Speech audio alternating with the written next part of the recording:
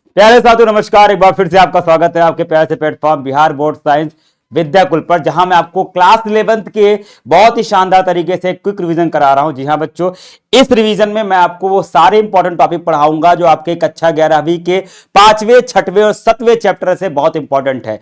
बच्चों, आपने इसी चैनल पर पहला, दूसरा, तीसरा और चौथे चैप्टर का बहुत शानदार रिवीजन किया है। इसी कड़ी में बच्चों आज हम 5वें, 6वें और 7वें चैप्टर का एक क्विक रिवीजन करने वाले हैं। याद रखना बच्चों, जितने भी महत्वपूर्ण, जितने भी इंपॉर्टेंट टॉपिक हैं वो आज हम सब पढ़ने वाले हैं। तो स्टार्ट करते हैं बच्चों अपने 5वें चैप्टर से, जिसका नाम है पुष्पी पादपों की आकारकी। तो भैया हमारे पास अध्याय 5 है जिसका नाम है पुष्पी पादपों की आकारकी। आओ स्टार्ट करते हैं बच्चों। यूनिट 2 है हमारी।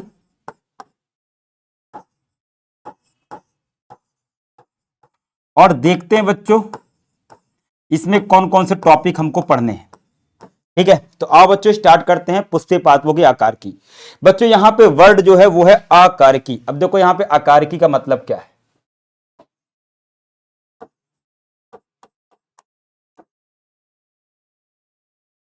आकार की का मतलब होता है बच्चों बाह्य संरचना। तो हम पुष्पी पौधे यानी कि आवृत्त बीजी की बाह्य संरचना का अध्ययन करने वाले हैं। उसकी पत्ती कैसा है, उसका जड़ कैसा है, उसका तना कैसे होता है, उसकी पत्ती कैसे होती है। तो हम किसके बारे में पढ़ने जा रहे हैं? हम बाह्य संरचना पढ़ने जा रहे हैं, वो भी पुष्पी पादपों की। पुष्पी पादप यानी कि आवृत्त बीजी पौधे की। तो हम आवृत्त बीजी पादपों में उनकी बाह्य संरचना का अध्ययन करने जा रहे हैं। उसकी जड़ कैसे होती है, तना कैसे होती है, पत्ती कैसे होती है। भैया पुष्पी पादप सबसे अधिक पाए जाते हैं। मैंने आपको 5 प्रकार के बताए थे। ब्रायोफाइटा यानी शैवाल, थैलोफाइटा, ब्रायोफाइटा, टेडोफाइटा, अनावृत्त बीजी और आवृत्त बीजी। उसमें से आवृत्त बीजी सबसे अधिक पाए जाते थे। उन्हीं आवृत्त बीजी के बारे में हम पढ़ रहे हैं। तो ये जो आवृत्त बीजी होते हैं बच्चों, इनकी कई प्रजातियां पाई जाती हैं। यहां देखो लिखो, लगभग 3 लाख से अधिक प्रजातियां पाई जाती हैं किसकी? आवृत्त बीजियों की। तो आओ बच्चों पुष्पी पादों में जो आवृत्त बीजी हैं ये सबसे महत्वपूर्ण पादप होते हैं और इसके बारे में पढ़ना शुरू करते हैं। बच्चों कोई भी एक आवृत्त बीजी पौधा ले लो। ये है, ठीक है, बदतमीज। ठीक है, तो भैया कोई भी पुष्पी पौधा है।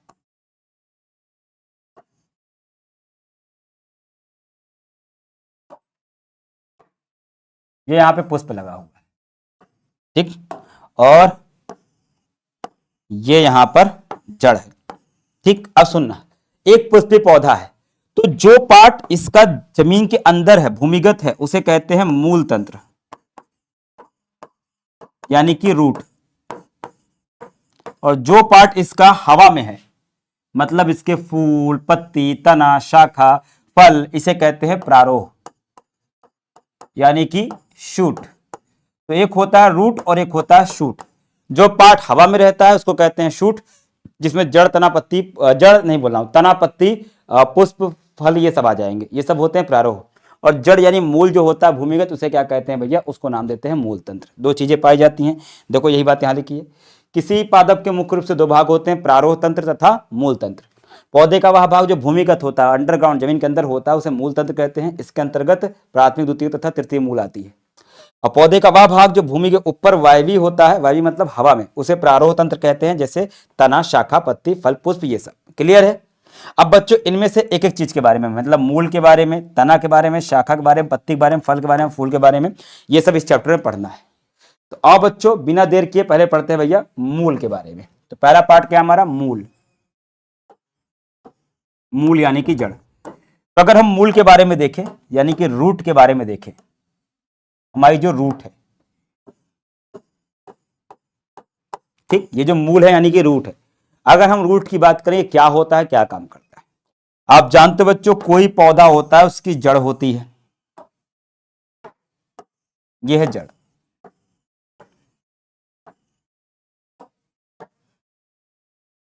और यह है पौधा, इसमें पत्ती वगैरह, पुष्प वगैरह जो भी लगे होंगे, ये बात की बात है। हम मूल के बारे में पढ़ रहे हैं। तो ये भैया जो पौधे का भूमिगत पार्ट होता है, जो जमीन के अंदर होता है, उसको हम क्या कहते हैं? उसको हम जड़ कहते हैं, मूल कहते हैं या रूट कहते हैं। इसका काम क्या होता है बच्चों? भूमि में पाए जाते हैं बच्चों जल, और पाए जाते हैं खनिज। तो जल और खनिज जो दोनों ही होते हैं उसको ये क्या करता है, अवशोषित करता है। आप जानते हो कि पौधे के लिए खनिज और ये जल बहुत जरूरी है प्रकाश संश्लेषण करने के लिए, जिससे पौधा अपना भोजन बनाता है।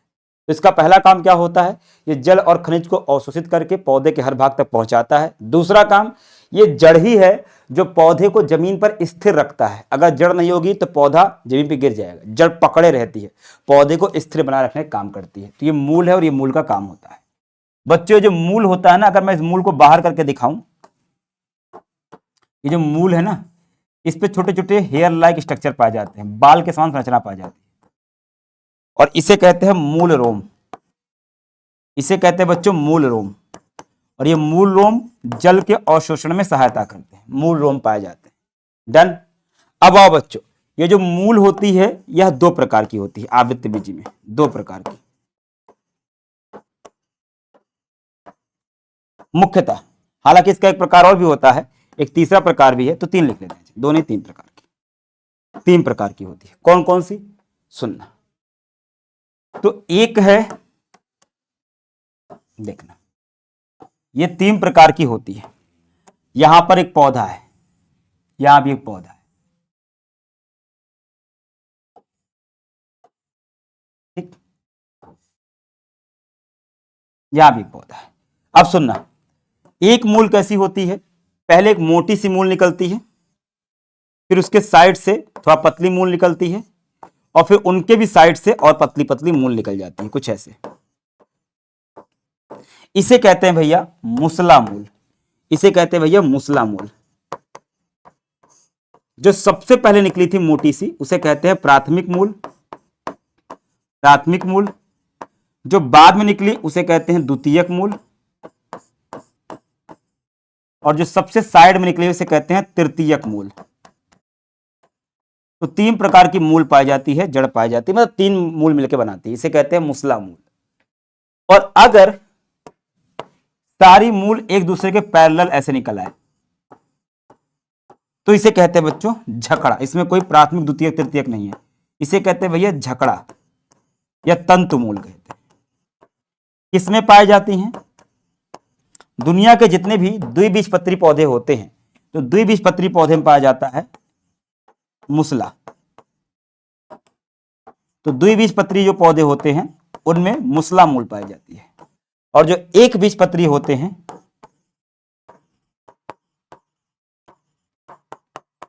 उसमें पाया जाता है भैया, ठीक, झकड़ा। तो ये दो प्रकार की हो गई।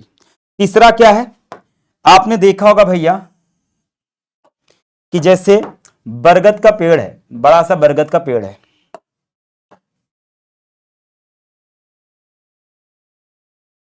बरगद का पेड़ है, तो भैया बरगद के पेड़ में आपने देखा होगा ऐसे जटाएं निकली रहती हैं, लंबी लंबी। अब भैया मूल तो जमीन के नीचे होती है, और वो क्या होती है, भूमिगत होती है। तो जो अपने स्थान से अलग जगह पे, ये जहां पर तना खत्म होता है वहां से निकलती है, मूलांकुर से। लेकिन अगर कोई अपने स्थान से अलग है तो उसे क्या कहते हैं, अपस्थानिक। मतलब जिस स्थान पर होना चाहिए वहां पे ना होकर के कहीं अन्य जगह से निकल रही है, उसे कहते हैं भैया अपस्थानिक मूल। तो तीन प्रकार की मूल पाई जाती है। अब देखो इसको पढ़ लो, यहाँ पे क्या क्या लिखा हुआ है। मूल, मूल पादप का अंतःभौमिक अंडरग्राउंड पार्ट है जो मूलांकुर से निकलता है। ये प्रायः भूरे रंग का होता है, प्रकाश से दूर तथा गुरुत्वाकर्षण बल की ओर वृद्धि करता है। इसका मुख्य कार्य पौधे को भूमि में स्थापित करना तथा भूमि से जल एवं खनिज का अवशोषण करना होता है। वो बना हुआ है।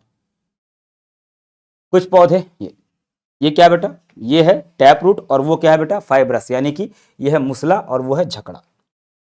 कुछ पौधे जैसे गन्ना तथा बरगद की मूल मूलांकुर के बजाय पौधे के अन्य भाग से निकलती है, इसे हम अपस्थानिक मूल कहते हैं। देखो ये निकला हुआ है और वो गन्ने में ही देख रहे हो, ठीक है, तो इसे क्या कहते हैं, अपस्थानिक मूल कहते हैं।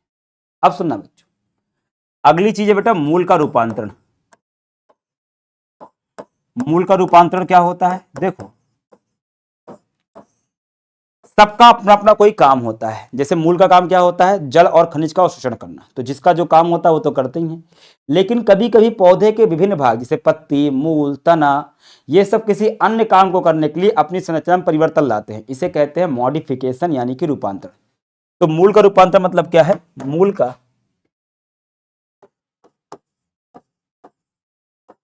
अपने प्रमुख कार्य के अतिरिक्त, जिसका प्रमुख कार्य अतिरिक्त अन्य कार्य हेतु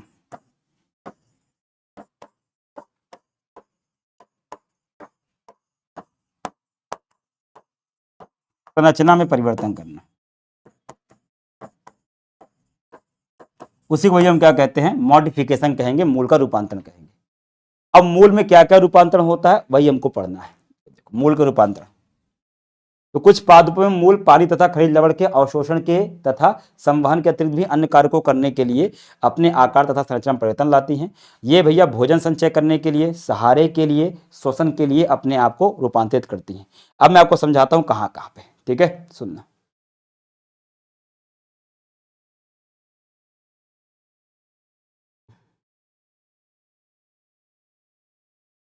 देखना, जैसे भोजन संचय के लिए,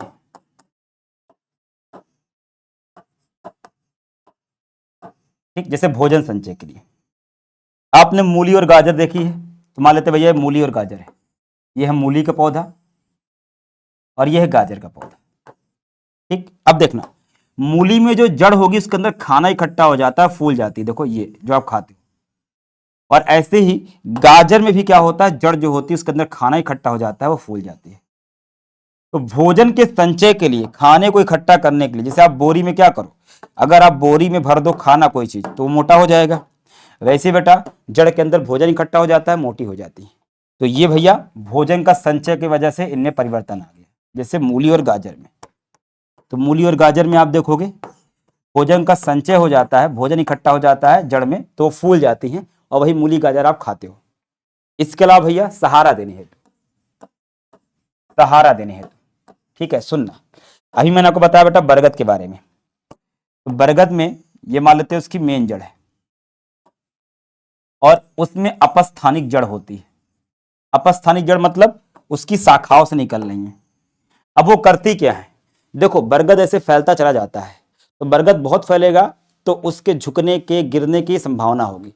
तो इसमें बगल में निकलती हैं अपस्थानिक मूल, और ये बच्चों ऐसे जमीन के नीचे बढ़ते बढ़ते बढ़ते जमीन से टच कर जाती हैं और एक पिलर की तरह क्या होती हैं, खंबे जैसे बन जाती हैं, ताकि इसको सहारा दे सकें। इन्हें कहते हैं बेटा प्रोप रूट, इनका नाम होता है प्रोप रूट, प्रोप मूल कहते हैं, सहारा देने के लिए। ऐसे बच्चों अगर आपके घर के आसपास गन्ना होगा तो देखिएगा, ये गन्ने का पौधा है, ये गन्ना है। अब गन्ने में ये तो इसकी जड़ हो गई, और आप देखना सहारा देने के लिए गन्ने में और बांस में जमीन से 2-3 इंच ऊपर ऐसी जड़ निकली रहती है, अब स्तंभ मूल कहते हैं इनको, अब स्तंभ मूल कहते हैं। तो ये भी सहारा देने के काम में आती है, ठीक है। तो रूपांतरण हो गया ना, कहाँ गया फोटो अपने पास, ये देखो, ये अब स्तंभ मूल कहते हैं सहारा देने के लिए। इसके अलावा बच्चों एक और है भैया, एक और है श्वसन करने के लिए, ठीक है, ठीक, श्वसन करने के लिए, ठीक है। जैसे एक पौधा बेटा उसका नाम है राइजोफोरा, अब जहां उगता है बेटा वहां पे दलदल होती है, ये दलदल में उगता है, दलदल मतलब अनूप क्षेत्र कहते हैं इसको। अब दलदल में बच्चों ऑक्सीजन नहीं होती है, दलदली क्षेत्र में ऑक्सीजन नहीं पाई जाती है, मतलब जमीन के अंदर। अब होता क्या है, ये राइजोफोरा का पेड़ है। अब राइजोफोरा का जो पेड़ होता है, इसको श्वसन करने के लिए, ठीक है, जमीन के अंदर इसमें ऑक्सीजन नहीं जा पाती है, तो इसकी मूल जो होती है ऐसे ऊपर आ जाती है, ऐसे ऊपर आ जाती है ताकि श्वसन कर सके, तो इसकी मूल ऐसे ऊपर आ जाती है, इसे भैया हम कहते हैं श्वसन मूल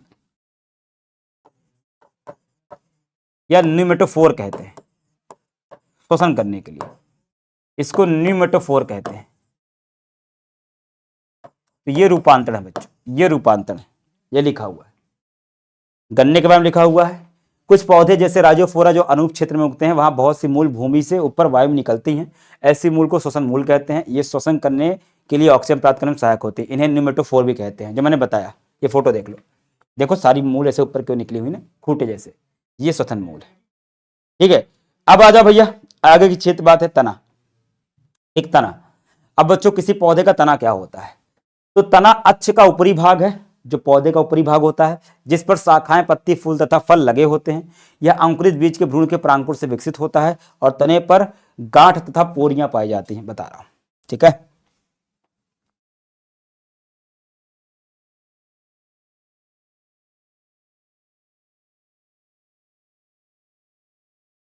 देखो बेटा तना की बात करते हैं, यानी कि स्टेम।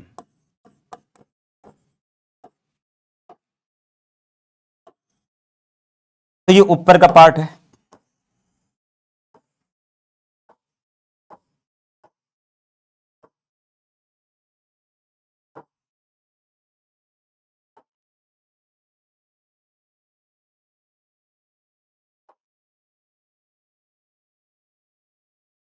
ठीक, ये ऊपर का पार्ट, ये ऊपर का पार्ट।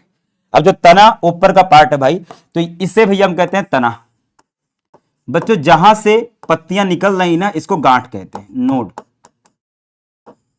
यहां भी एक गांठ है, और दो गांठ के बीच का जो पार्ट है उसे हम क्या कहते हैं? पर्व संधि कहते हैं, या पोरियां कहते हैं।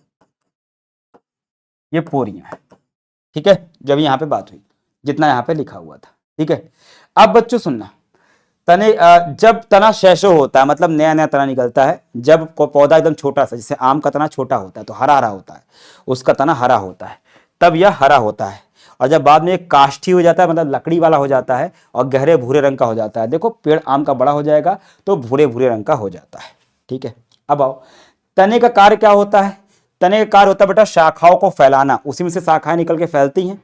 ठीक है, पत्ती, फूल तथा फल को संभाले रखना होता है। यह पानी, खनिज लवण तथा प्रकाश संश्लेषण पदार्थों का संवहन भी करता है। कुछ तने भोजन संग्रह करने, सहारा देने के लिए अपना रूपांतरण करते हैं। ठीक है, देखो अब बच्चों ये तना है। अब बच्चों ये तना ही वो पार्ट है जिसमें क्या लगती है, जिसमें शाखाएं लगेंगी, उन्हीं शाखाओं पे तो पत्तियां आएंगी, उसी पे भैया फल फूल लगेंगे, तो इन सबको संभाले रखता है। इसके अलावा जो जमीन से, भूमि से जल आएगा, खनिज आएगा, वो इसी तने से होता हुआ जाएगा, और जो पत्तियों से भोजन होगा वो भी इसी तने से होता हुआ जाएगा जड़ तक, तो संवहन करने का भी काम होता है। तने में भी क्या होता है भैया? भोजन को संग्रह करने के लिए, सहारा देने के लिए तथा सुरक्षा देने के लिए अपने अंदर क्या करते हैं? संरचना में परिवर्तन करते हैं। ठीक है, तो तने का भी क्या होता है? रूपांतरण होता है। तने का रूपांतरण होता है, तो तने में भी रूपांतरण होता है। जैसे जड़ में रूपांतरण हुआ था, ठीक वैसे ही तने में भी रूपांतरण होता है। अब वो कैसे होता है देखो बताता हूं।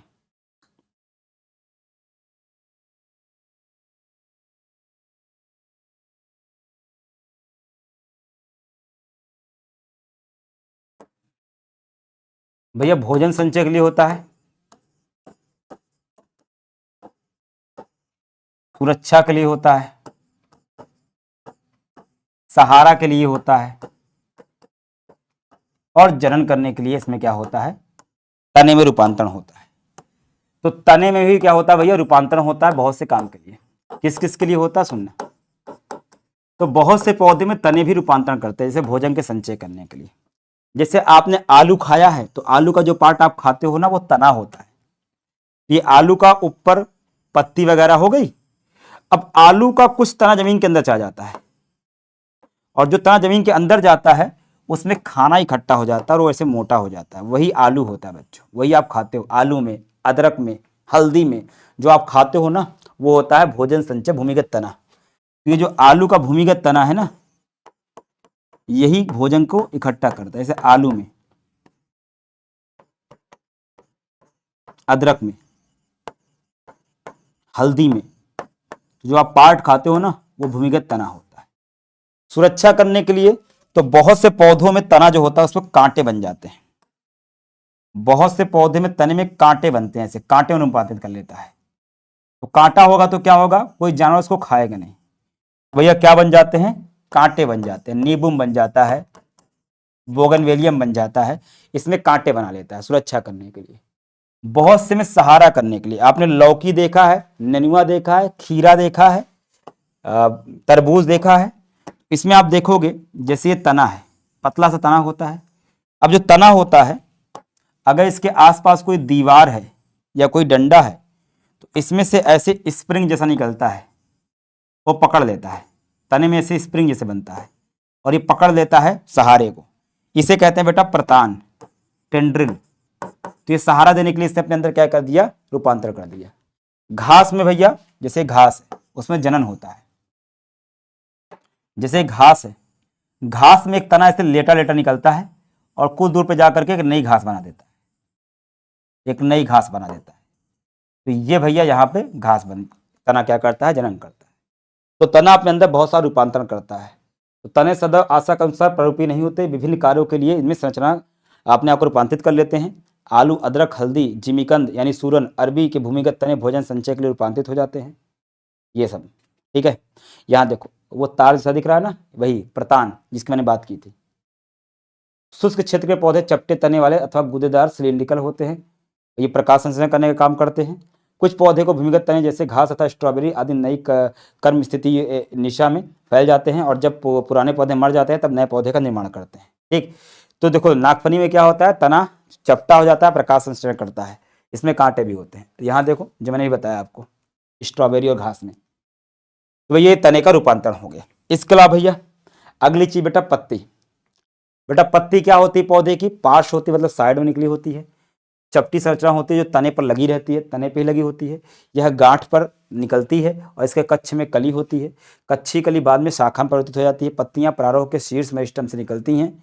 ये पत्तियां अग्राभिसारी रूप में लगी रहती है। ये पौधे के बहुत ही महत्वपूर्ण अंग होते हैं क्योंकि ये भोजन का निर्माण करते हैं। तो पत्ती होती है चपटी सी, और इसी में क्या होता है आप जानते हो, पत्ती में क्या होता है, प्रकाश संश्लेषण होता है।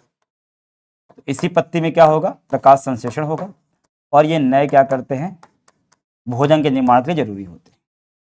ठीक है बेटा, पत्ती जो होती है उसके 3 पार्ट होते हैं। ठीक है, कौन कौन से होते हैं सुनना। ये बहुत सारी पत्तियों के डायग्राम बने, बहुत सारी पत्तियां बेटा, बहुत सारी पत्तियां हैं। एक पत्ती जो होती है उसके 3 पार्ट होते हैं। जैसे मान लो ये शाखा है,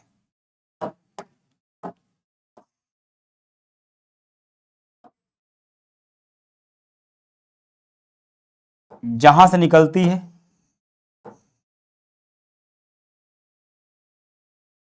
ये ऐसे,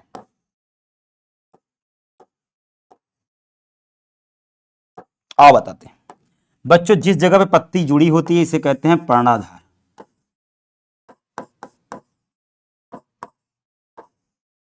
ये वाला पार्ट कहलाता है पर्णवृंत,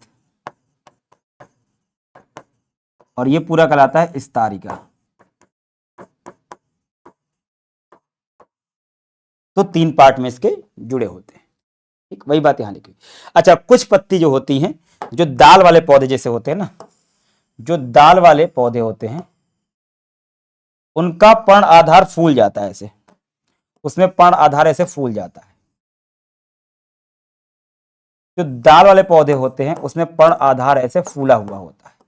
इस फूले हुए पर्ण आधार को हम क्या कहते हैं, इसे पर्णवृंत तल्प कहते हैं।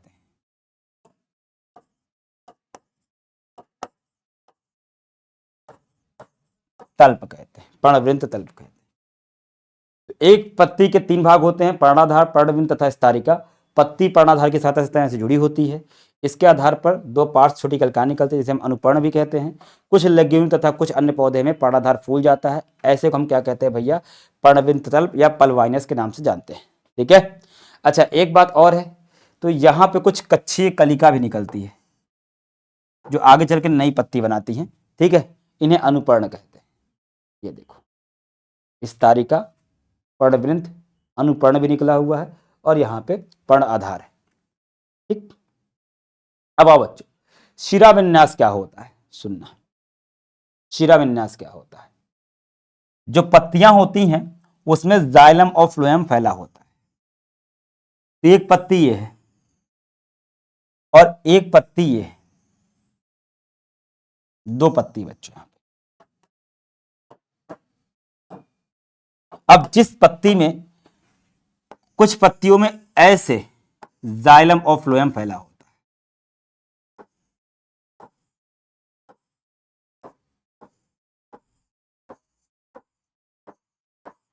ऐसे, जब ऐसा फैला होता है, और कुछ में कुछ ऐसे।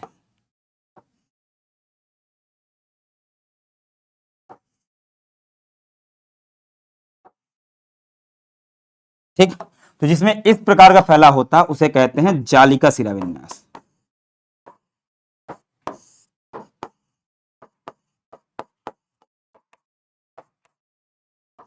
और जिसमें इस तरह का होता है उसे कहते हैं समानांतर, समानांतर शिरा विन्यास कहते हैं। ठीक है, जितने भी द्विबीजपत्री पौधे होते हैं उसमें आपको जालिका शिरा विन्यास देखने को मिलता है, और जितने भी एक बीजपत्री होते हैं उसमें आपको समानांतर देखने को मिलता है। ठीक, समानांतर शिरा विन्यास देखने को मिलता है। देखो क्या लिखा हुआ है, पत्ती पर शिरा तथा सिरिकाओं का विन्यास को शिरा विन्यास कहते हैं। इस पर एक जाल के समान सांचा बनती है तब उसे हम कहते हैं जालिका, या प्रायः द्विबीजपत्री पौधे में मिलती है। और जब सिरिकाएं समानांतर एक दूसरे के बगल बगल में होती हैं तो इसे समानांतर शिरा विन्यास कहते हैं। ये एक बीजपत्री पौधे में मिलता है। डायग्राम ये है और यहाँ भी बना हुआ है। ठीक है, ये है जालिका और ये है समानांतर। अब आओ भैया पत्ती के प्रकार। भैया पत्ती क्या होती है, दो प्रकार की होती है, एक को कहते हैं सरल और एक को कहते हैं भैया संयुक्त। अब देखो बेटा सरल और संयुक्त क्या है। मान लो एक पत्ती ऐसे है, पीपल की पत्ती है, इसमें कोई कटाव नहीं दिख रहा है ना, कोई कटिंग तो नहीं है, पूरी प्योर पत्ती है। तो जब पत्ती पर कोई कटाव नहीं होता है, ठीक, एक कंडीशन तो ये है कोई कटाव नहीं है, नॉर्मल पत्ती है, अछिन्न है। और या फिर मान लो इस पत्ती पर कुछ कटाव है, इस पे कट लगे हुए हैं,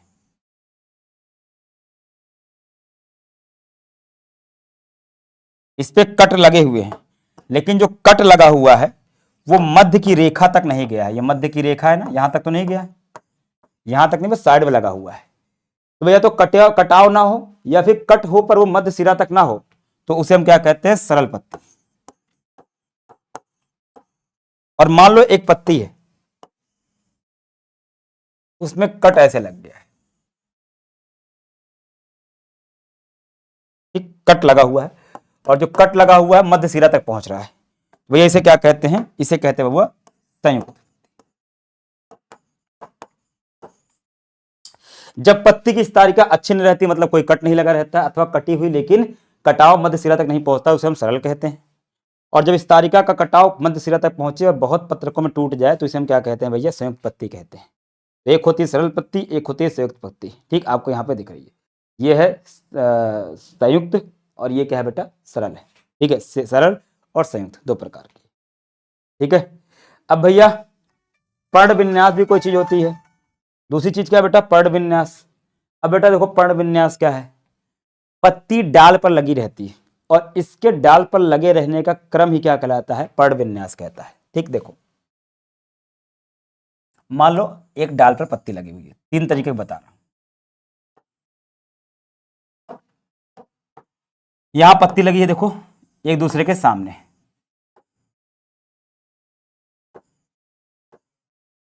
और यहां देखो कुछ अंतर दिखाई देगा, और यहां देखना,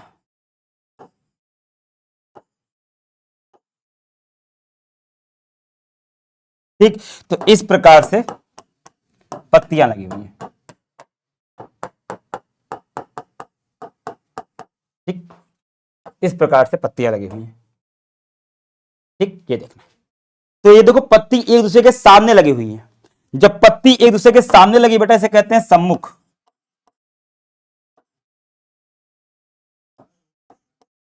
ठीक, सम्मुख। और यहां देखो बेटा, एक इधर तो सामने कुछ नहीं, एक इधर तो सामने कुछ नहीं, एक इधर तो सामने कुछ नहीं बेटा, अल्टरनेट लगी हुई है, तो इसे कहते हैं बेटा एकांतर। और अगर बेटा इसे घुमा हुआ लगा हुआ है तो इसे कहते हैं बेटा चक्करदार। तो दो प्रकार का आपको देखने मिलता है। ठीक है, तो भैया सामने लगे होंगे तो सम्मुख, एक एक छोड़ के लगी होंगी तो एकांतर, और चक्कर में लगे होंगे तो चक्करदार कहते हैं पर्ण विन्यास। ठीक है, सम्मुख प्रकार के पर्ण विन्यास में प्रत्येक गांठ पर एक जोड़ी लगी रहती है, जैसे बेटा मदार कैलोट्रोपिस। यदि एक ही गांठ पर दो से अधिक पत्तियां निकलती हैं और वो उसके चारों तरफ फैल जाती हैं, उसे हम क्या कहते हैं भैया, उसे कहते हैं चक्करदार।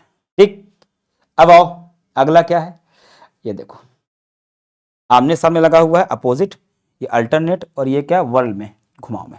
ठीक, अब आओ भैया अगली चीज बेटा, क्या पत्ती का भी रूपांतरण होता है? पत्ती में भी रूपांतरण होता है। पत्ती का काम क्या होता है? प्रकाश संश्लेषण करना। लेकिन पत्ती अन्य काम को करने के लिए अपने अंदर परिवर्तन लाती है। जब परिवर्तन ला देगी तो इसको हम पत्ती का रूपांतरण कहते हैं। तो पत्ती को भोजन बनाने के अतिरिक्त अन्य कार्य के लिए रूपांतरित होना पड़ता है। जैसे ये ऊपर चढ़ने के लिए प्रतान में, जैसे मटर में, और अच्छा के लिए सूल में, जैसे कि कैक्टस में परिवर्तित हो जाती है। कुछ कीटाहारी पादपों में पत्ती घड़े के आकार की हो जाती हैं। उदाहरण बेटा घटपर्णी। तो भैया जैसे आप देखो कैक्टस है, तो कैक्टस में क्या होता है, यानी कि नागफनी में, तो नागफनी में पत्ती क्या बना देती है? कांटा बना देती है। कांटे में रूपांतरित हो गई ताकि इसे कोई जानवर जल्दी खा ना पाए। तो सुरक्षा के लिए, वाष्पोत्सर्जन को रोकने के लिए कांटे बना ली, तो कैक्टस में कांटे में रूपांतरित हो गई। जैसे वहां पे मैंने बताया था कद्दू में प्रतान बनता है, वैसे मटर में प्रतान बनता है, और मटर का प्रतान बनता है पत्ती से। मटर में प्रतान बनता है पत्ती से। इसके अलावा बेटा कुछ पौधे जो कीड़े मकोड़े खाते हैं, जैसे कि घटपर्णी घड़े की तरह होते हैं, उसमें पत्तियां बना देती हैं घड़े के समान संरचना, जो कीड़ों को पकड़ने का काम करती हैं। भैया पत्तियां अपने अंदर रूपांतरण इस प्रकार से लाती हैं। अगली चीज बेटा क्या है? वो है पुष्पक्रम। ठीक है बेटा, फूल जो होता है, फूल कैसा लगा होता है तने पर, उसी को हम क्या कहते हैं, मतलब फूल का जो प्रकार होता है ना, एक पौधे जो फूल लगा हुआ है, इसी को हम पुष्पक्रम कहते हैं। तो फूल एक रूपांतरित प्रारोह है, जहां पर प्रारोह के सिर पर मेरिस्टेम पुष्पी मेरिस्टेम में बदल जाता है। कोरिया लंबाई में नहीं बढ़ती और अच्छे दबकर रह जाता है। तो पत्तियां ही आगे चल करके फूल बनाती हैं। ठीक है, रूपांतरित पत्ती क्या होती है, रूपांतरित प्रारोह ही क्या होता है? फूल बनाता है। पुष्पी अक्ष पर फूलों के लगने के क्रम को पुष्पक्रम कहते हैं। शीर्ष पर फूल में परिवर्तित होना तथा सतत रूप से वृद्धि करने के आधार पर पुष्पक्रम के दो प्रकार होते हैं, आसीमाच्छी और सासीमाच्छी। अब ये क्या है? तो एक टहनी पर फूल कैसे लगा हुआ है, एक टहनी पर फूल कैसे लगा हुआ है, इस क्रम को हम क्या कहते हैं? इसे हम कहते हैं पुष्पक्रम। ठीक, इसे हम कहते हैं पुष्पक्रम। ठीक, आओ पहला बेटा आसीमच्छी। इस प्रकार के पुष्पक्रम के प्रमुख अक्ष में सतत वृद्धि होती है तथा फूल पार्ट से अग्राभिसारी क्रम में लगे होते हैं। देखो आसीमच्छी क्या होता है, सुनना। एक डाल है, देखना,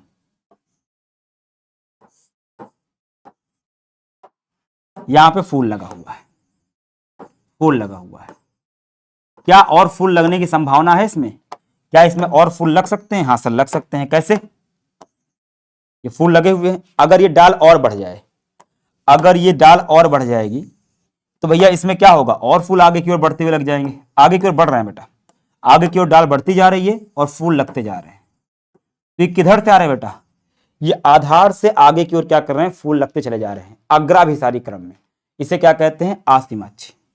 सासीमाच्छी क्या होता है? इधर देखो, सासीमाच्छी क्या है? एक डाल है और इसके टॉप पर फूल लग गया, यहां पे फूल लग गया शीर्ष पर। अब क्या ये डाल आगे बढ़ेगी? नहीं बढ़ेगी, नहीं बढ़ सकती। अब फूल आगे भी नहीं जाएंगे, फूल अब कहां लग रहे हैं? पीछे। अब एक फूल यहां पे आएगा, एक फूल यहां पे आएगा, एक फूल यहां पे आएगा, एक फूल आगे यहां पे आएगा, रुक जाएगा। फूल पीछे को लगना शुरू हो रहे हैं। यहां देखो फूल नीचे से आगे की ओर बढ़ते चले जा रहे हैं, यहां आगे से पीछे की ओर फूल लगेंगे। तो ये तलाभिसारी क्रम कहलाता है, पीछे की ओर बढ़ रहा है और इसमें वृद्धि एक निश्चित समय बाद रुक जाएगी। अब और फूल नहीं लग सकता इसमें, आगे बढ़ने नहीं दे रहा, पीछे जगह नहीं रह गई, पर ये बढ़ता जाएगा। इसे कहते हैं बेटा सासीमाच्छी। पुष्पक्रम के प्रमुख अक्ष के शीर्ष पर फूल लगा होता है, इसलिए इसमें सीमित वृद्धि होती है। फूल तलाभिसारी क्रम में होते हैं, पीछे को लगना शुरू करते हैं, वो हो जाएगा बेटा सासीमाच्छी।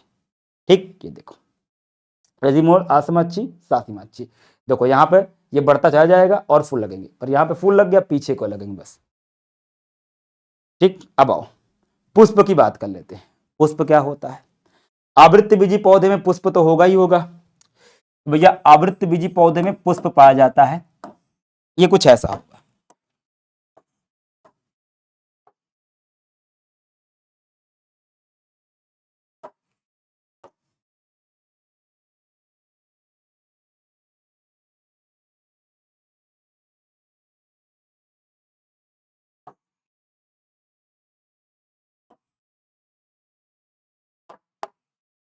एक मिनट बच्चे बना लूं।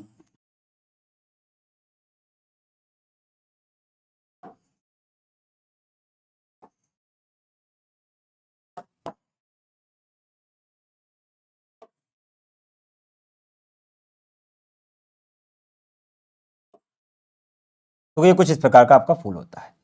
तो एक फूल में इतने पार्ट आपको देखने मिलते हैं। ये वाले पार्ट क्या कहलाते हैं? सब पार्ट के अपने नाम होते हैं।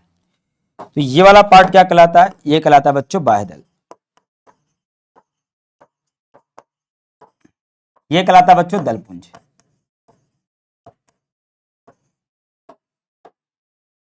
ये कहलाता है बच्चों स्त्री केसर। और ये कहलाता है बच्चों पुंग केसर। तो इतनी चीजें इसमें पाई जाती हैं। एक पुष्प में प्रमुख रूप से 4 पार्ट होते हैं। पुष्प का काम क्या होता है बच्चों? ये पुष्प जनन करता है। तो पौधे में जो लैंगिक जनन होता है वो इसी पुष्प के द्वारा होता है। और यही पुष्प में आगे चल के क्या बनता है? यही पुष्प में आगे चल करके बीज भी बनता है और बीज के चारों तरफ फल भी बनता है। तो बीज और फल का निर्माण इसी पुष्प के चारों तरफ होता है। ठीक। तो एंजियोस्पर्म में पुष्प एक बहुत महत्वपूर्ण ध्यानाकर्षित रचना है, आकर्षित करता है। यह एक रूपांतरित प्रारूप है जो लैंगिक जनन करने के लिए होता है, बताया ना। एक प्रारूपी फूल में विभिन्न प्रकार के विन्यास होते हैं, पुष्पवृंत कहलाते हैं, जिसमें पुष्पासन कहते हैं। कैलिक्स, कोरोला, पुमंग तथा जायंग। कैलिक्स मतलब वही बाह्यदल, कोरोला मतलब दलपुंज। ठीक, कैलिक्स का मतलब होता है बाह्यदल जो बाहर की ओर था, कोरोला मतलब होता है दलपुंज, पुमंग मतलब पुंकेसर और जायंग मतलब स्त्री केसर। 4 पार्ट इसमें देखने को मिलते हैं। ठीक ठीक है। कभी कभी क्या होता है, कैलिक्स तथा कोरोला सहायक अंग है जबकि पुमंग तथा जायंग प्रमुख अंग है। कैलिक्स यानी कि बाह्यदल और दलपुंज ये जनन करने में सहायता करते हैं और पुमंग और जायंग ये प्रमुख अंग होते हैं जो जनन में भाग लेते हैं। कुछ फूलों जैसे प्याज में कैलिक्स तथा कोरोला आपस में जुड़े होते हैं, उनमें कोई अंतर ही नहीं होता है, तो इसे हम परिदलपुंज या पेरीएंथ कहते हैं। जब फूल में पुंग केसर तथा पुमंग दोनों ही होते हैं तब उसे हम द्विलिंगी कहते हैं। अगर एक फूल है बच्चों, उसमें स्त्री केसर यानी कि जायांग और पुमंग यानी कि पुंकेसर दोनों है फूल में, तो इसे कहेंगे द्विलिंगी। और एक फूल ऐसा जिसमें केवल स्त्री केसर है या केवल पुंकेसर है, ये अलग अलग फूल पर है, ये अलग अलग फूल पर है, तो ऐसे को हम क्या कहेंगे भैया? एक लिंगी कहेंगे। यदि किसी फूल में केवल एक पुंकेसर अथवा अंडप यानी कि स्त्री केसर होता है तो उसे हम एक लिंगी कहते हैं। ठीक है। अब आओ, ये देखो फूल का डायग्राम। ठीक है भैया, सम्मिति होती है, त्रिज्य सम्मिति, एक व्यास सम्मिति और असम्मिति। अब ये क्या है? चौथे चैप्टर मैंने बताया था ना, सम्मिति कि जीवों के मध्य से जाने वाली एक रेखा कि वो किस आधार पर उनको 2 बराबर भागों में बट रहा है कि नहीं। भैया यहां भी वैसे ही होता है, त्रिज्य सम्मिति। सुनो बता रहा हूं, मान लो एक फूल है, मान लो एक फूल है, इधर देखो, एक फूल ये है और एक फूल ये है।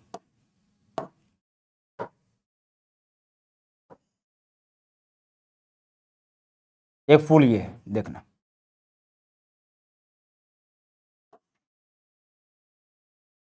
ठीक, मान लेते हैं एक फूल ये है, एक फूल ये है और एक फूल देखना ये है।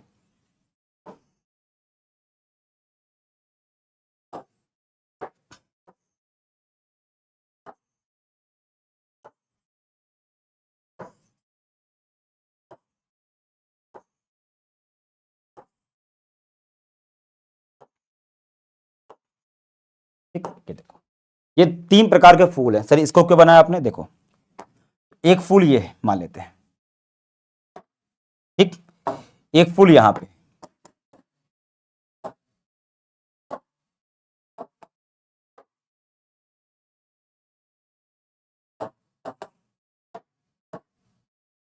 और एक देखो ये।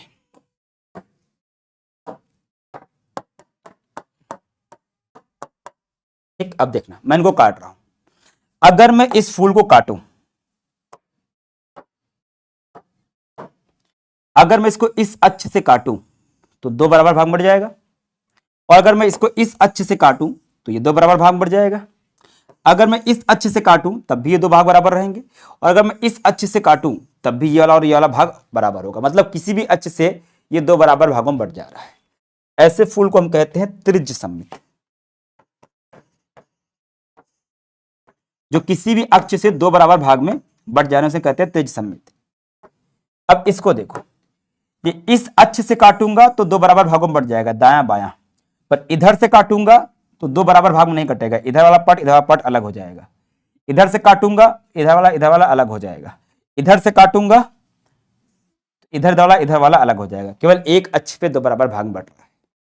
और इसको देखो, इस अक्ष पे बराबर नहीं बटा, इस अक्ष पे दो भागों में नहीं बटा, इस पे भी नहीं, इस पे भी नहीं, किसी भी अक्ष पे दो बराबर भाग में नहीं बट रहा है, इसे कहेंगे बेटा असममित। जो किसी भी अक्ष पे नहीं बट रहा है तो उसे कहेंगे असममित, जो केवल एक अक्ष पे बट रहा है उसे एक व्यास सममित कहेंगे।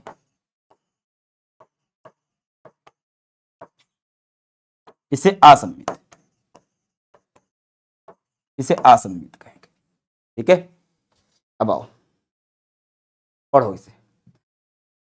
फूल त्रिज सममित एक व्यास सममित हो सकता है जब किसी फूल को दो बराबर भागों में विभाजित किया जाए, तब उसे हम त्रिसममित कहते हैं। ठीक है, किसी वजह से, जैसे सरसों, धतूरा, मिर्च। लेकिन जब फूल को केवल एक विशेष अक्ष से ही काट सकते हैं तो उसे हम कहते हैं एक व्यास सममित, जैसे गुलमोहर, सेम, मटर। जब कोई फूल बीच में से किसी भी ऊर्ध्वर से ना हो तो उसे हम क्या कहेंगे, असममित, जैसे कि केना। ठीक, अब आओ पुष्पदल विन्यास। ठीक है, जब पुष्पदल विन्यास के प्रमुख प्रकार कोर स्पर्शी, व्यावर्ती, कोर छादी और वैक्जेलरी होते हैं। ठीक है, देखना ये क्या होते हैं, इसका मतलब क्या है।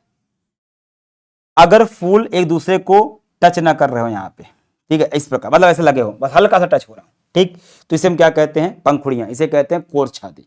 ठीक है, इसे कहते हैं बेटा वेलवेट, यानी कि कोर छादी, कोर स्पर्शी, सॉरी कोर स्पर्शी। ठीक, इसे हम कहते हैं कोर स्पर्शी। जब चक्र के बादल तथा दल एक दूसरे के किनारे को केवल स्पर्श कर रहे हो, ठीक, कोर स्पर्शी कहते हैं। अगर बेटा इधर देखो, ये इस तरह से एक दूसरे, इसका एक पार्ट इस दूसरे अगले वाले पर चढ़ा हुआ है, ये देखो चढ़ा हुआ है, चढ़ा हुआ है, चढ़ा हुआ है, तो इसे क्या करते हैं भैया, इसे कहते हैं व्यावर्तित। ठीक, व्यावर्तित कहते हैं। ठीक है, ठीक, यहां देखो ये भी इस पे चढ़े हुए हैं लेकिन फिक्स नहीं है। देखो इसका एक पार्ट चढ़ा हुआ है, इसका दोनों पार्ट नीचे हुआ है, इसका दोनों पार्ट ऊपर है, तो इसे हम क्या कहते हैं भैया, इसको हम कहते हैं कोर छादी।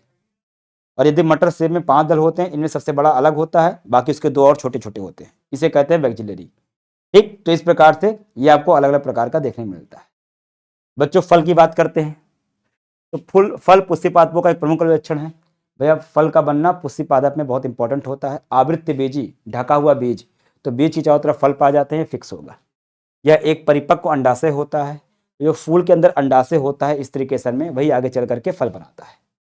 प्रायः फल में एक भित्ति अथवा फल भित्ति पाए तथा बीज होती है। फलों के अंदर फल भित्ति पाई जाती है।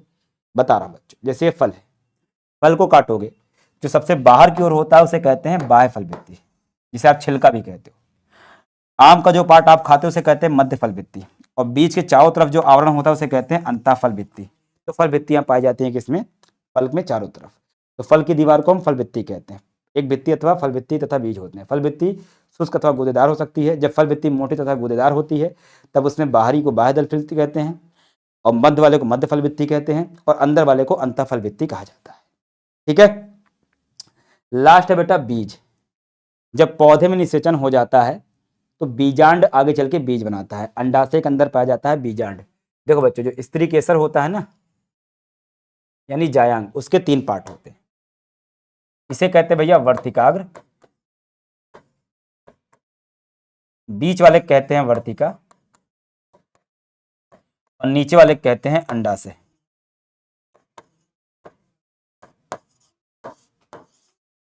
इसके अंदर एक संरचना पाई जाती है, उसको हम बीजांड कहते हैं, बीजांड कहते हैं। ठीक, अब ये जो बीजांड होता है यही आगे चल के बीज बनाता है, अंडाशय बनाता है फल। निषेचन के बाद बीजांड से बीज बन जाते हैं। बीज में क्या होता है, कोई बीज लोगे उसके ऊपर एक बीज आवरण होता है, ठीक है, उसके अंदर भ्रूण होता है, एक मूलांकुर तथा एक भ्रूणी अक्ष तथा बीज पत्र होता है। भैया कोई भी बीज लोगे ना, अगर आप एक बीज को लोगे तो बीज में क्या चीज होता है, एक तो इसके ऊपर छिलका होता है जिसको हम बीज आवरण कहते हैं। ठीक, और इसके अलावा इसको, जैसे आपने मटर का पार्ट है तो मटर को अलग किया तो 2 पार्ट हो जाएंगे, इसे हम बीज पत्र कहते हैं, जिसकी आप दाल बनाते हो। और इसके बीच में ऐसी संरचना पाई जाती है, इसे कहते हैं भ्रूणी अक्ष। और जो भ्रूणी अक्ष होता है उसमें जो पार्ट नीचे वाला होता है उसे कहते हैं मूलांकुर, या आगे चल के जड़ बनाता है। ऊपर वाले पार्ट को कहते हैं बच्चों प्रांकुर, जो आगे चल के बनाता है प्रारोह। ठीक, तो ये हो गया बीज। 2 प्रकार के होते हैं, एक बीजपत्री, द्विबीजपत्री। अगर बीजपत्र 2 हैं, जैसे मटर में, चना में, तो द्विबीजपत्री कहेंगे। बीज पत्र एक है तो उसको हम एक बीज पत्री कहें। तो साथियों ये था आपका अध्याय 5 का फुल कंप्लीट रिवीजन। ठीक है, आपने बहुत डिटेल में पढ़ा हुआ है, उसी का मैंने एक प्रकार से आपको आइडिया दिया है। अब बच्चों देर नहीं करते हैं और मूव करते हैं हमारे अध्याय नंबर 6 पे, जिसका नाम है पुष्पी पादपों का शरीर। आओ बच्चों देखते हैं पुष्पी पादपों का शरीर, उसके बाद 7वां चैप्टर देख करके इस वीडियो को खत्म करते हैं। ठीक, आओ। हेलो बच्चों, तो आओ देखते हैं अब इसके बाद हम अपने अध्याय 6 को, जिसका नाम है पुष्पी पादपों का शरीर। शरीर नहीं बेटा, शारीर कहते हैं। ठीक है, तो 6वें चैप्टर पर आते हैं। 5वां चैप्टर आपने देख लिया। तो बच्चों देखो, मैंने भी आपको बताया था कि अगर किसी जीव की हम आकारिकी की बात करें तो इसका मतलब होता है उसके बाह्य संरचना का अध्ययन करना। तो अगर हम भैया बाह्य संरचना का अध्ययन करते हैं, जैसे अभी जड़ तना पत्ती के बारे में बताया, तो इसको आकारिकी कहते हैं। इसी प्रकार होता है भैया शारीर या शारीरिकी। अब शारीरिकी मतलब होता है आंतरिक संरचना का अध्ययन करना। तो बच्चों अभी तक हमने जड़ तना पत्ती इन सब के बारे में देखा बाह्य रूप से। अब हम पौधे की आंतरिक संरचना के बारे में देखेंगे। लिटरली बताऊं तो इसमें मैं आपको पौधे के उत्तक के बारे में बताया जाता हूं, बहुत ही शॉर्ट तरीके में। जो जो इंपॉर्टेंट टॉपिक में है इसमें उसको मैं बताऊंगा बच्चों। ठीक है, तो हम बड़े प्राणी पादप तथा जंतु दोनों में रचनात्मक समानता तथा बाह्य आकार की विभिन्नता देख सकते हैं। इस प्रकार जब हम भीतरी रचना का अध्ययन करते हैं तब हमें बहुत सी समानताओं तथा विभिन्नताओं का पता लगता है। इस भीतरी संरचना का अध्ययन करना क्या कहलाता है? शारीर कहते हैं। ठीक है, जो मैंने भी आपको बताया। अब आओ भैया, आओ देखते हैं। बेसिकली ये एक पादप है।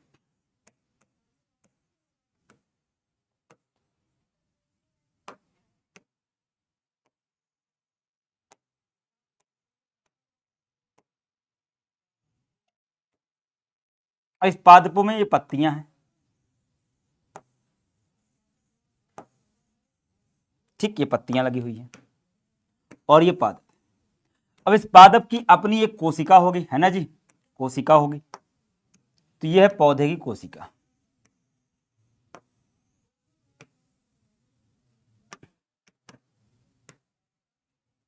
ये पादप की कोशिका है।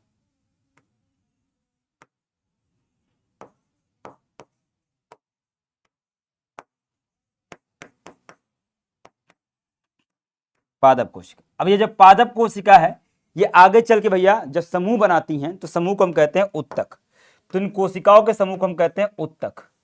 तो बच्चों आज हम क्या पढ़ने वाले हैं इस चैप्टर में? हम पढ़ेंगे भैया इन उत्तकों के बारे में, कि पौधों में कौन कौन से उत्तक होते हैं, उन उत्तकों के प्रकार क्या होते हैं, यही हमको पढ़ना है। तो अगर बच्चों हम बात करें पादप उत्तक की, तो पादप में दो प्रकार के आपको उत्तक देखने को मिलते हैं। प्लांट टिश्यू अगर बात करें तो मुख्यतः दो प्रकार के उत्तक होते हैं। एक वो जिनकी कोशिका विभाजन करती हैं और एक वो जिनकी कोशिका विभाजन नहीं करती। तो जो विभाजन करने वाले होते हैं उन्हें कहते हैं विभजोत्तक, यानी मेरिस्टेमेटिक टिश्यू, मेरिस्टेम।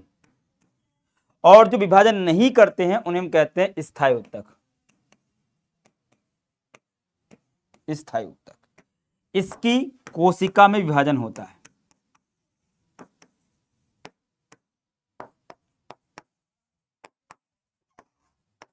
और इसकी कोशिका में विभाजन नहीं होता।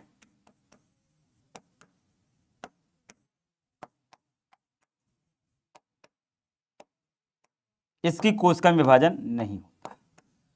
तो आओ बच्चों इन दोनों उत्तकों के बारे में देखते हैं कि विभजोत्तक क्या है और स्थायी उत्तक क्या है।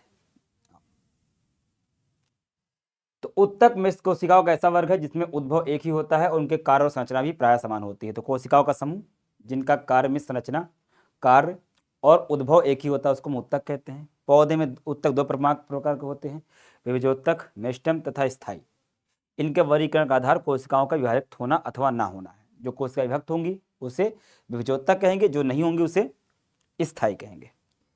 तो भैया अगर हम मेरिस्टेम की बात करें यानी कि विभजोत्तक उत्तक, तो पौधे की वो कोशिका जो विभाजन करती हैं वो जिन उत्तकों में उपस्थित होती हैं उनको हम कहते हैं विभजोत्तक या मेरिस्टेमेटिक टिश्यू या मेरिस्टेम। तो पौधे में वृद्धि मुख्यतः सक्रिय कोशिका विभाजन वाले विशिष्ट क्षेत्रों तक सीमित होती है। तो इस क्षेत्र को हम मेरिस्टेम कहते हैं। ग्रीक भाषा में मेरिस्टो का मतलब होता है विभाजन होना। और पौधे में विभिन्न प्रकार के मेरिस्टेम होते हैं यानी कि विभजोत्तक पाए जाते हैं। तो पौधे में अगर मैं बात करूं विभजोत्तक की, अगर मैं बात करूं बेटा विभजोत्तक की यानी कि मेरिस्टेम की, तो पौधे में जहां विभाजन होता है उसको हम मेरिस्टेम कहते हैं। तो मान लेते हैं एक पौधा है,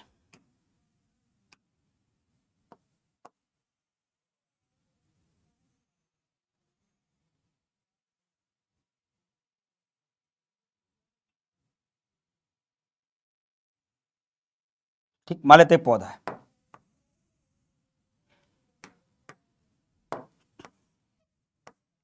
ये उसका मूल है, जड़ है, ठीक, ये उसका जड़ है। तो पौधे में जहां जहां विभाजन होता है, कहां कहां होता है भैया, तो एक तो पाया जाएगा पौधे के शीर्ष पर, एकदम टॉप पर, यहां विभाजन होता है, यहां पे कोशिका विभाजन करती है, एक यहां पे करती है, ठीक, और एक तो साइड साइड में विभाजन होता है, ठीक। तो पौधे में कहां कहां होगा, तो एक तो पौधे के शीर्ष पर पाया जाता है विभजोत्तक, यहां शीर्ष पर होता है, इसे हम कहते हैं शीर्षस्थ विभजोत्तक,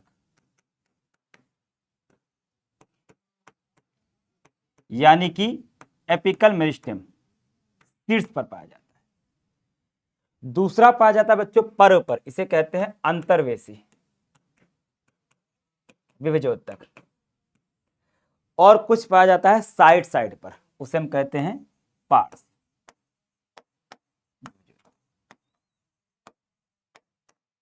ये जो शीर्षस्थ वाला होता है, ये तने के शीर्ष पर पाया जाता है और मूल के भी लास्ट में पाया जाता है शीर्षस्थ वाला। तो तीन प्रकार के आपको विभजोत्तक देखने को मिलते हैं। अब ये जो हमारा शीर्षस्थ वाला है, ये जो हमारा शीर्षस्थ प्लस अंतर्वेशी है, ये दोनों मिलके करते हैं पौधे की लंबाई में वृद्धि, ये पौधे की लंबाई बढ़ाते हैं, जो लंबाई बढ़ाते हैं। और ये जो पार्श्व वाला होता है, ये पार्श्व वाला, ये पौधे की चौड़ाई बढ़ाता है। देखो ये वृद्धि करेंगे कोशिका विभाजन, लंबा होगा, ये वृद्धि करेगा पौधा चौड़ा होगा। जब पौधे की लंबाई में वृद्धि होती है भैया, इसे कहते हैं प्राथमिक वृद्धि। तो ये दोनों पौधे की प्राथमिक वृद्धि करते हैं, और ये वाला क्या करता है, पौधे की चौड़ाई में करता है, इसको कहते हैं द्वितीयक वृद्धि।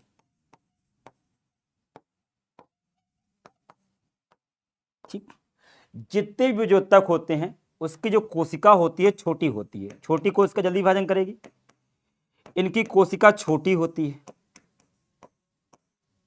ठीक। इसके अलावा इसमें सघन जीवद्रव्य होता है, इसमें रसधानी नहीं पाई जाती, कोशिका में पौधे की रसधानी पाई जाती है पर इसमें नहीं पाई जाती, तो ये इनकी खासियत होती है, ठीक है।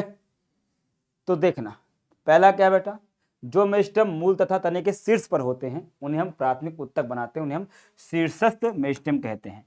मूल शीर्षस्थ मेरिस्टेम मूल की चोटी पर होता है, तने के शीर्षस्थ मेरिस्टेम तने की चोटी पर सबसे एंड पर होते हैं। चोटी पर तने की शीर्षस्थ मेरिस्टेम तने की चोटी पर स्थित होते हैं, बेटा दबा लिख गया सॉरी, ठीक। अंतर्वेशी वाले क्या होते हैं, पत्तियों के बनने तथा तने की लंबाई के समय कुछ कोशिकाएं प्रारोह शीर्षस्थ मेरिस्टेम से पीछे छूट जाती हैं, इन्हें कच्छी कली कहते हैं। ऐसी कलियां पत्ती के कक्ष में स्थित होती हैं, इन कलियों से शाखा अथवा फूल बनते हैं। जब मेरिस्टेम स्थायी ऊतकों के बीच में होता है इसे हम अंतर्वेशी कहते हैं। मेरिस्टेम जो बहुत से पौधों के मूल तथा प्रारोह के परिपक्व क्षेत्र में होता है, विशेष रूप से काष्ठी कक्ष बनाते हैं तथा प्राथमिक मेरिस्टेम के बाद उत्पन्न होते हैं, उन्हें हम भैया पार्श्व मेरिस्टेम कहते हैं। तीन प्रकार के मेरिस्टेम आपको देखने को मिलते हैं बच्चों, ठीक है। दूसरा उत्तक बेटा कौन सा है, दूसरा उत्तक हमारे पास कौन सा है, यहाँ पे दूसरा उत्तक उसे कहते हैं स्थायी उत्तक। देखो स्थायी उत्तक कौन से होते हैं,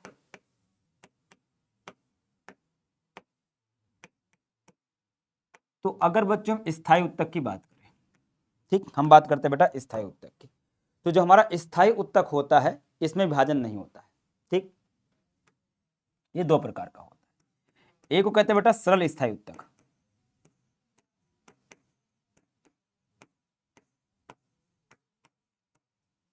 और दूसरा होता है बच्चों उसे कहते हैं जटिल स्थायी उत्तक।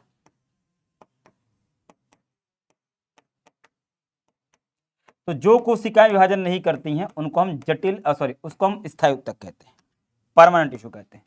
अब ये दो प्रकार का है, जो एक प्रकार की कोशिका से बना होगा, जो एक प्रकार की कोशिका से बना होगा उसको हम कहेंगे सरल वाला, सरल स्थायी उत्तक। मतलब इस उत्तक की सारी कोशिकाएं एक जैसी होंगी, विभाजन नहीं करेंगी। और जो एक से अधिक प्रकार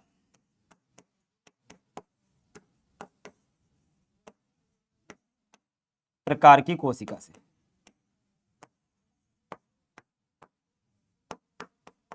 एक से अधिक प्रकार की कोशिका से मिलकर बना होगा, उसको हम क्या कहेंगे, जटिल स्थायी उत्तक के नाम से जानेंगे। ठीक है, अब देखो सरल स्थायी उत्तक कौन से हैं। ठीक है, इस कई प्रकार होते हैं। सरल स्थायी उत्तक कौन कौन से आपको पढ़ने हैं, एक तो आपको पढ़ने हैं मृदु उत्तक,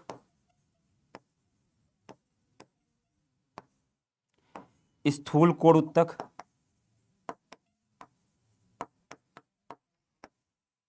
और तीसरा है दृढ़ उत्तक। 3 प्रकार के पढ़ने, और ये पढ़ना है भैया 2 प्रकार का, एक को कहते हैं बच्चों जाइलम और एक को कहते हैं फ्लोएम। 2 प्रकार का होता है। ठीक है, इंग्लिश में बेटा इसे कहते हैं पैरेनकाइमा, क्योंकि आपके एनसीईआरटी में पैरेनकाइमा ही लिखा है सीधे। कॉलनकाइमा, स्क्लेरेंकाइमा,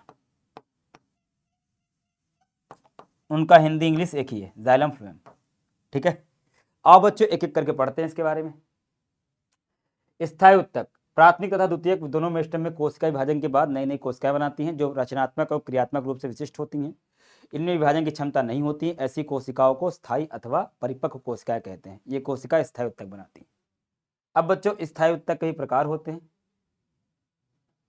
स्थायी उत्तक कोशिकाएं प्रायः और अधिक विभक्त नहीं होती हैं। स्थायी उत्तक जिनमें कोशिका की रचना होती है तथा उनके कार्य एक समान होते हैं उसे हम सरल कहते हैं। स्थायी उत्तक जिसमें विभिन्न प्रकार की कोशिकाएं होती हैं उन्हें हम जटिल उत्तक कहते हैं। जो मैंने बताया वही यहाँ पे लिखा भी है। अब बच्चों पहला क्या है, पैरेन्काइमा। पैरेन्काइमा की अगर बात करें तो ये एक ही प्रकार के गोलाकार कोशिकाएं होंगी या अंडाकार होंगी या बहुकोणीय होंगी। इनमें अंतरकोशिकीय स्थान पाया जाता है और ये क्या बनाती हैं, ये अंगों के अंदर पाई जाती हैं। जैसे हमारे हाथ के अंदर मांस है, पैर के अंदर मांस है, वैसे आप मान लो एक तना है, पौधे का तना है। अब पौधे के तने के अंदर क्या होंगी, जो कोशिकाएं होंगी या जड़ के अंदर जो कोशिकाएं होंगी उन्हीं को हम क्या कहेंगे, पैरेन्काइमा कहेंगे या फिर मृदु उत्तक कहेंगे। ठीक, इनका कार्य क्या होता है, ये भोजन का संचय करती है। इनके अंदर भोजन का संचय,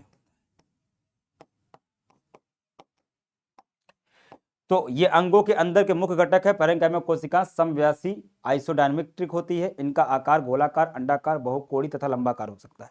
ठीक है, इनमें अंतरकोशिकीय स्थान होता है। 2 कोशिकाओं के मध्य का जो स्थान होता है उसको अंतरकोशिकीय स्थान कहते हैं। तो इनमें अंतरकोशिकीय स्थान होता है।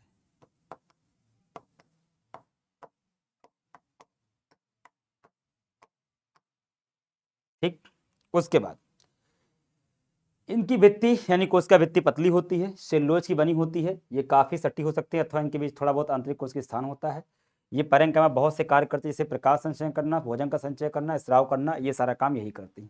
ये पैरेन्काइमा कोशिका होती है, जिसे यहाँ पे आप देख रहे हो पैरेन्काइमा फोटो बना हुआ है। दूसरा होता है बच्चों, उसे कहते हैं कॉलनकाइमा यानी कि स्थूल कोण। अगर कॉलनकाइमा की बात करें तो इनका काम क्या होता है, इनकी कोशिका ऐसी होती है बच्चों, ये कोशिका है मान लो, इस कोशिका की जो कोशिका भित्ति होगी,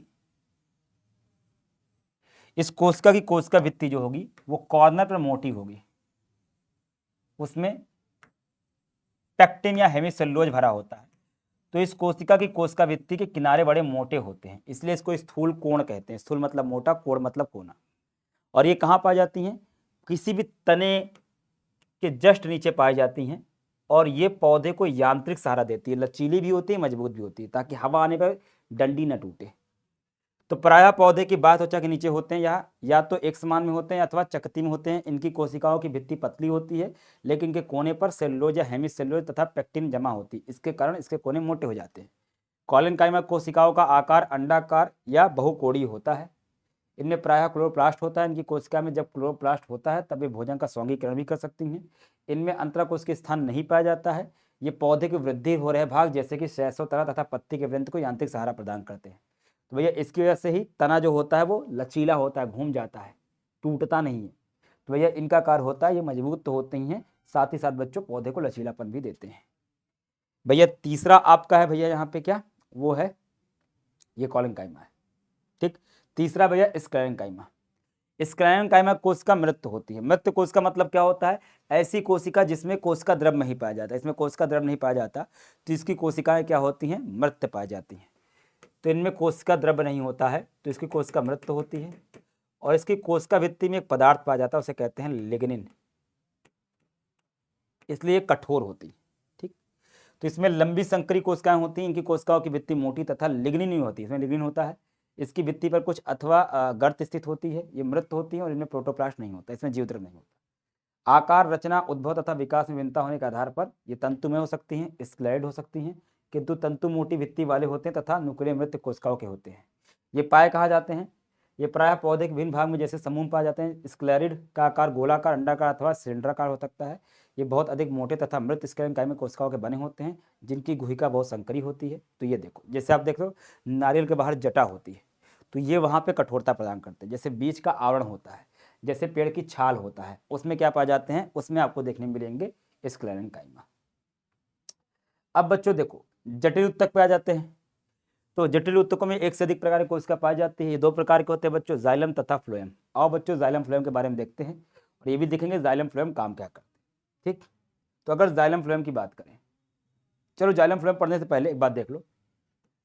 अगर बात करते हैं पैरेन्काइमा की, मृदु उत्तक की, और बात करते हैं भैया कॉलेनकाइमा की,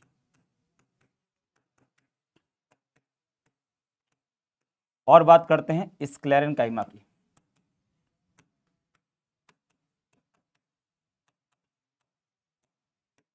तीन है। अब इसमें से बच्चों पैरेन्काइमा क्या होता है, इसमें अंतराकोश के स्थान होता है,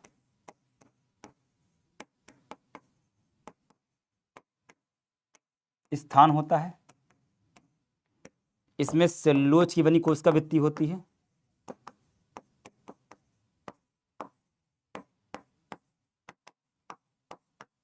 भित्ति होती है। इसके अलावा भैया पादप के अंदर पाया जाता है, पादप के अंदर आंतरिक भाग में। ठीक, इसका कार्य बेटा भोजन संचय होता है, प्रमुख रूप से भोजन को इकट्ठा करना, ये इसके बारे में याद रखना। अगर इसकी बात करें तो इसमें अंतराकोश की स्थान नहीं होता कॉलेनकाइमा में,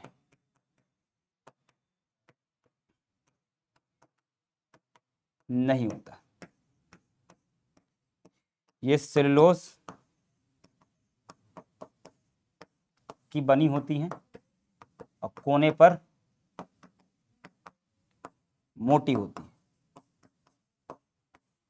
ये बाह्य त्वचा के नीचे होती हैं, के नीचे होती है, और ये सहारा देती है। ये कैसे होती है भैया, मृत होती है। ठीक है, इसमें लिग्निन पाया जाता है। ठीक है, ये भी सहारा देने का काम करती है और सुरक्षा देने का काम करती है। ठीक है, तो ये तीन प्रकार की पाई जाती है। जाइलम फ्लोएम की बात करें भैया, जाइलम, तो बेटा जाइलम क्या होता है, ये चार प्रकार की कोशिकाओं से मिलकर के बना होता है, और इन चारों कोशिका, ठीक है, जाइलम जो होता है, अगर हम बात करें बेटा जाइलम, जाइलम का कार्य क्या होता है, तो बेटा जाइलम में चार प्रकार की कोशिका होती है। कौन कौन सी, इसमें चार प्रकार की कोशिका होती है। सर कौन कौन सी होती हैं, तो पहला होता है भैया, उसे कहते हैं वाहिका, वाहिनी, जाइलम पैरेन्काइमा, जाइलम तंतु, जाइलम तंतु, ये होती है चार प्रकार कोशिका। अब याद रखना बच्चों, इनमें से ये वाली मृत कोशिका होती है, यही मृत कोशिका होती है, ये जीवित कोशिका होती है, और ये भी मृत कोशिका होती है। तीन मृत कोशिका होती है, एक जीवित कोशिका, मतलब तीन में कोशिका द्रव्य नहीं पाया जाता। अब ये तीनों मिलकर क्या बना करती हैं, एक जो पौधा होता है ना, एक जो पेड़ है, पौधा नहीं एक पेड़,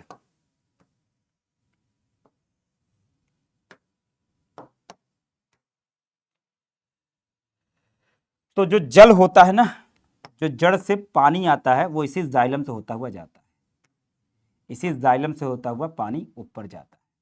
तो जल और खनिज का परिवहन कौन करता है, जाइलम करता है। तो ये जल व खनिज का परिवहन करता है, तो ये जाइलम का काम होता है। तो देखो लिखा भी, जाइलम मूल में पानी तथा खनिज लवण को तने तथा पत्तियों तक पहुंचाने का कार्य करता है या पौधे के अंगों को यांत्रिक सहारा भी देता है। ये 4 तत्वों से मिलकर बना होता है, वाहिनिकी, वाहिका, जाइलम तंतु तथा जाइलम पैरेन्काइमा, 4 प्रकार की। वाहिनिकी बेटा यह लंबी अथवा नलिकाकार कोशिका होती है, इसकी कोशिका भित्ति मोटी तथा लिग्निन वाली होती है। तो कुछ इस प्रकार से आपको देखने को मिलती है। इसकी कोशिका की भीतरी भित्ति की सतह मोटी होती है, जिसकी आकृति भिन्न होती है। पोषी पात्रों में वाहिनिकी तथा वाहिका पानी के स्थानांतरण करने का काम करती है। ठीक बेटा, वाहिका क्या होती है? लंबी सिलिंड्रिकाकार नली है, इसमें बहुत सी कोशिकाएं होती है जो वाहिका अवयव कहलाती है। प्रत्येक भित्ति लिग्निन की बनी होती है। ठीक है, एक दूसरे के साथ छिद्रित पाइप के भांति जुड़ी होती है, लंबवत। जाइलम तंतु बेटा इसकी भित्ति मोटी होती है, इसकी केंद्रीय गुहा विलुप्त होती है तथा मजबूती प्रदान करती है। और जाइलम पैरेन्काइमा क्या करती है? ये भोजन का संग्रह करने का काम करती है। ठीक है, यह है जाइलम। ठीक, इसी प्रकार भैया क्या होता है? फ्लोएम।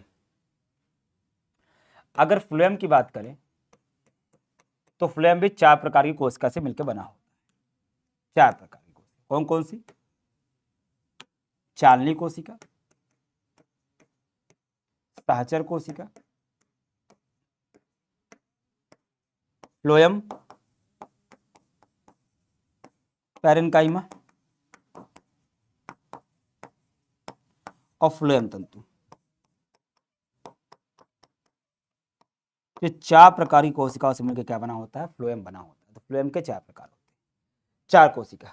अब इसमें से 3 जीवित कोशिका होती हैं। ये जीवित है, ये जीवित है, ये भी जीवित कोशिका है और ये मृत कोशिका होती है। ठीक, इसका काम क्या होता है बच्चों? ये भोजन का संवहन करती है। पौधे की पत्ती से भोजन को एक स्थान से दूसरे स्थान, जड़ में, पुष्प में, हर जगह पहुंचाने का काम कौन करता है? फ्लोएम करता है। तो देखो, फ्लोएम प्राय भोजन को पत्तियों से पौधे के अन्य भागों में पहुंचाने का काम करता है। ठीक है, इसमें चालनी कोशिका, सहचर कोशिका, फ्लोएम पैरेन्काइमा तथा फ्लोएम तंतु 4 कोशिकाएं होती हैं। तो भैया चालनी कोशिका क्या होती है? इसमें जैसे आप चालनी देखे हो ना, ऐसे इसमें से चालनी बनी होती है, छिद्र होते हैं, चालनी जैसी होती है। ठीक है, लंबी नलिका की तरह कोशिका होती है तथा सहचर कोशिका से जुड़ी होती है। इसकी अंतःभित्ति पर छिद्रित होती है, जिसे चालनी कोशिका कहते हैं। एक परिपक्व चालनी तत्व में परिधि साइटोप्लाज्म होता है तथा बड़ी रसधानी होती है, केंद्रक नहीं होता है। ठीक है, सहचर कोशिका भैया ये क्या होती है? ये चालनी कोशिका से जुड़ी होती है। तो जैसे मान लो चालनी कोशिका है, इसके जस्ट बगल में क्या होती है? सहचर कोशिकाएं जुड़ी होती है। ठीक है बेटा, फ्लोएम पैरेन्काइमा ये भोजन का संचय करती है। फ्लोएम तंतु क्या करते हैं? ये भोजन फ्लोएम को क्या करते हैं? मजबूती प्रदान करने का काम करते हैं। ठीक है, ये कुछ इस प्रकार से आपको देखने मिल रहा है। ये देखो, यह चालनी कोशिका छेद वाली, और इसके बगल में क्या है भैया? कंपेनियन सेल यानी कि सहचर कोशिका मौजूद है। ठीक, अब आओ बच्चों, 2 3 चीजें पढ़ी बच्चों, उसको पढ़ लेते हैं। देखो, अब वो क्या है? पादप में बेटा क्या पाई जाती है? बाह्य त्वचा। पादप में पाई जाती है बच्चों बाह्य त्वचा। अब बाह्य त्वचा क्या है? तो जैसे मान लेते हैं पौधा है,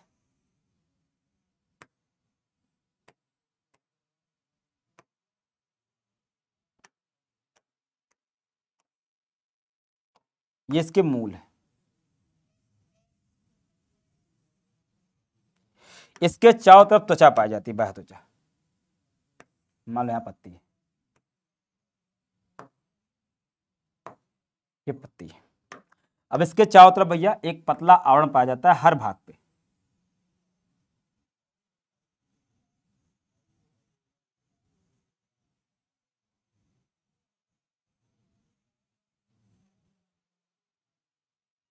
ऐसे,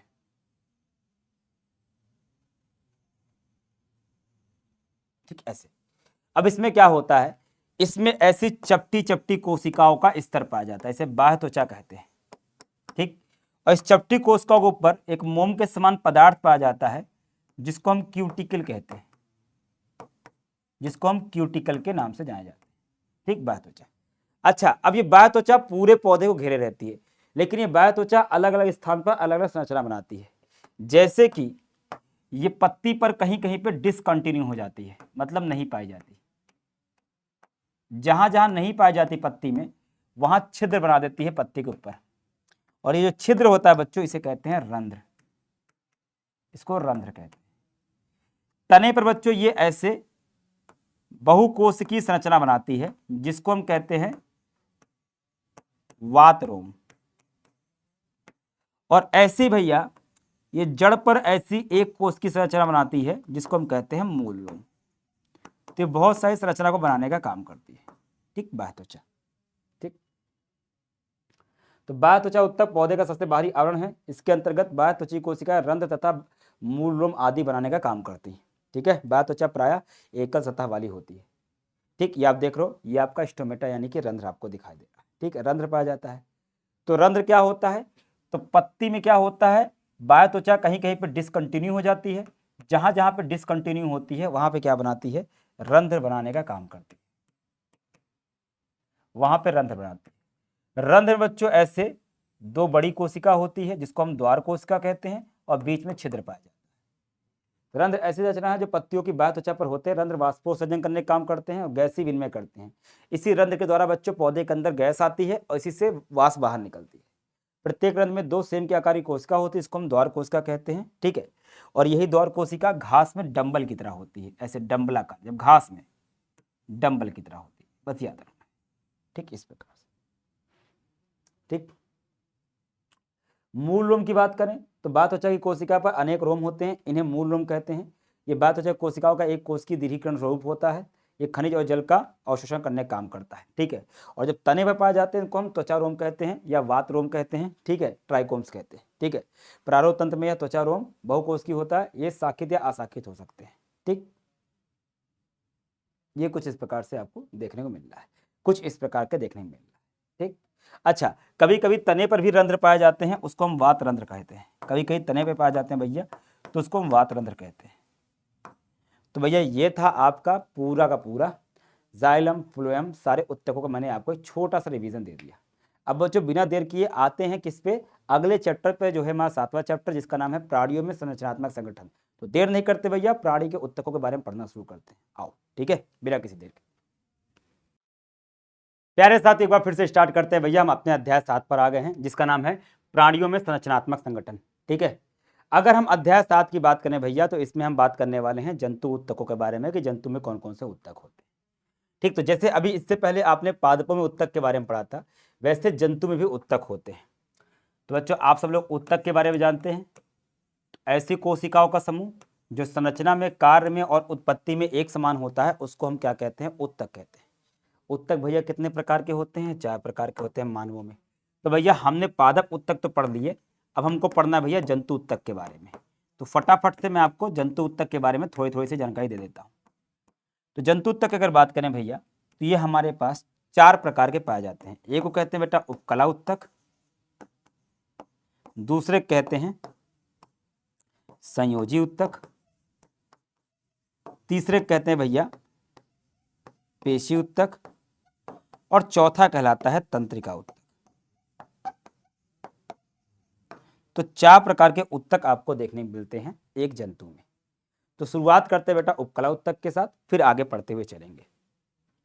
तो वैसी कोशिकाओं का समूह जो उत्पत्ति, बनावट और कार्य में एक हो तो उसे हम उत्तक कहते हैं। 4 प्रकार के होते हैं, उपकला, पेशी, संयोजी और तंत्रिका। 4 प्रकार के उत्तक होते हैं। तो इन सभी उत्तकों का निर्माण कैसे होता है आप जानते हो, जब कोई जीव भ्रूण अवस्था में होता है उसमें जनन परतें बनती हैं। 3 प्रकार की जनन परतें होते हैं भैया, कौन कौन सी, एक होती है एक्टोडर्म, एक होती है इंडोडर्म और एक होती है मेसोडर्म। तो इन तीनों से क्या बनते हैं, इन तीनों के द्वारा बनते हैं यहाँ पर ये सारे के सारे उत्तक। अब आओ बच्चों उपकला उत्तक के बारे में पढ़ना शुरू करते हैं। तो भैया कोई भी अंग होता है, ठीक है, कोई भी XYZ उत्तक हो, कहाँ गया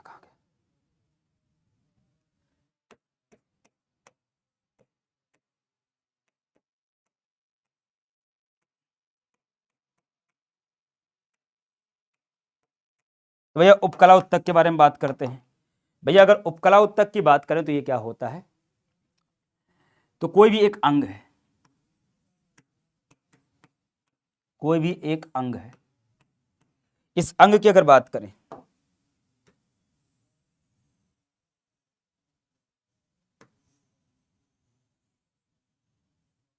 ठीक, ये आपका एक अंग है।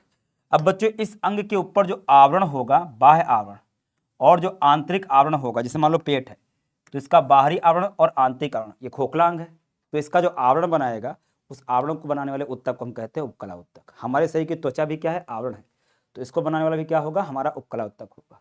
तो उपकला ऊतक क्या करता है भैया, ये अंगों का बाह्य व आंतरिक आवरण बनाता है, बाह्य व आंतरिक आवरण बनाता है। तो ये जो बनाता है भैया उसे हम क्या कहते हैं, उपकला ऊतक।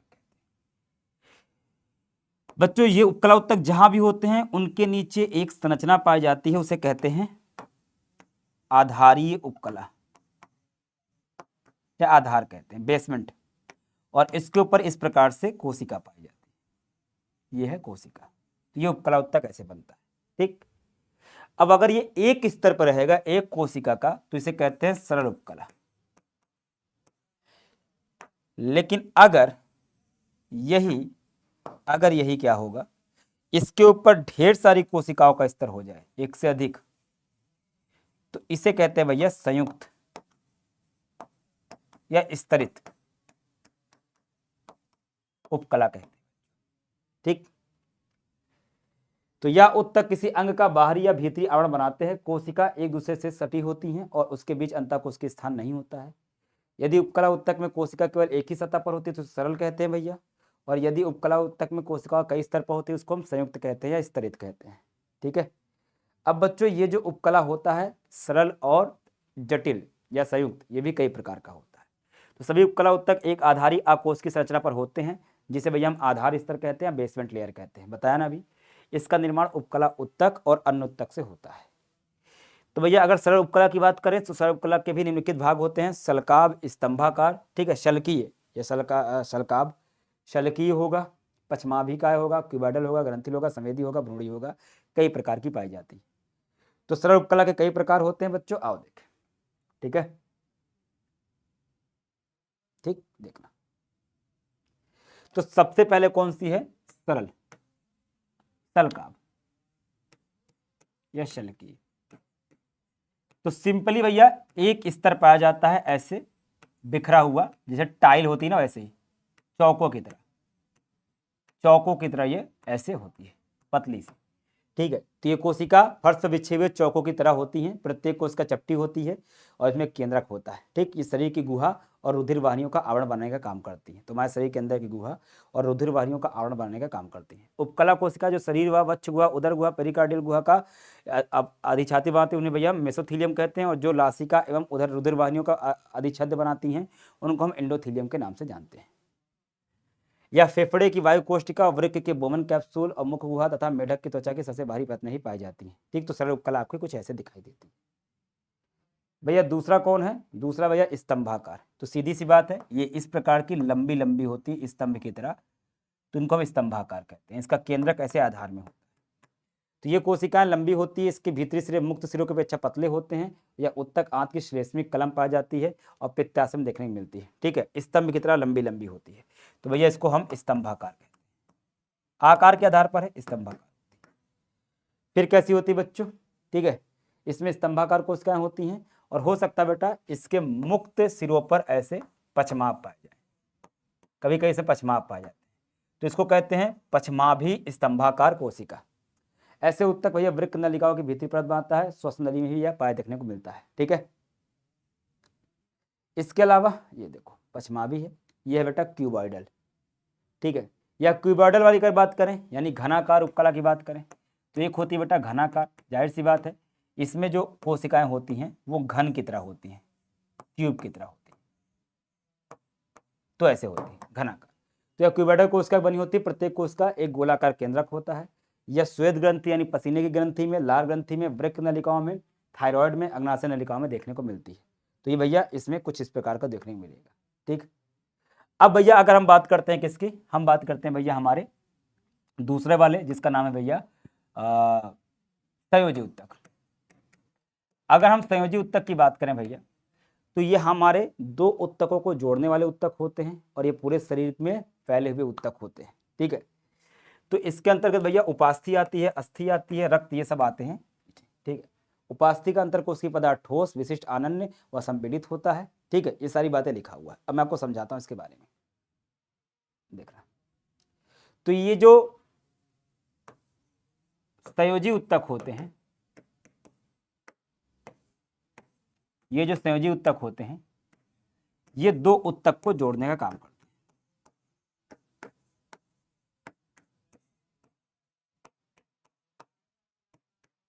तो इनका काम होता है दो उत्तकों को जोड़ना, व इसके अलावा शरीर में परिवहन करने का भी काम ये करते हैं। शरीर में पदार्थों को एक स्थान पर दूसरे स्थान पर ले जाना। इसके अलावा भैया ये शरीर को सहारा देने का भी काम करते हैं। ठीक, कई प्रकार के होते हैं।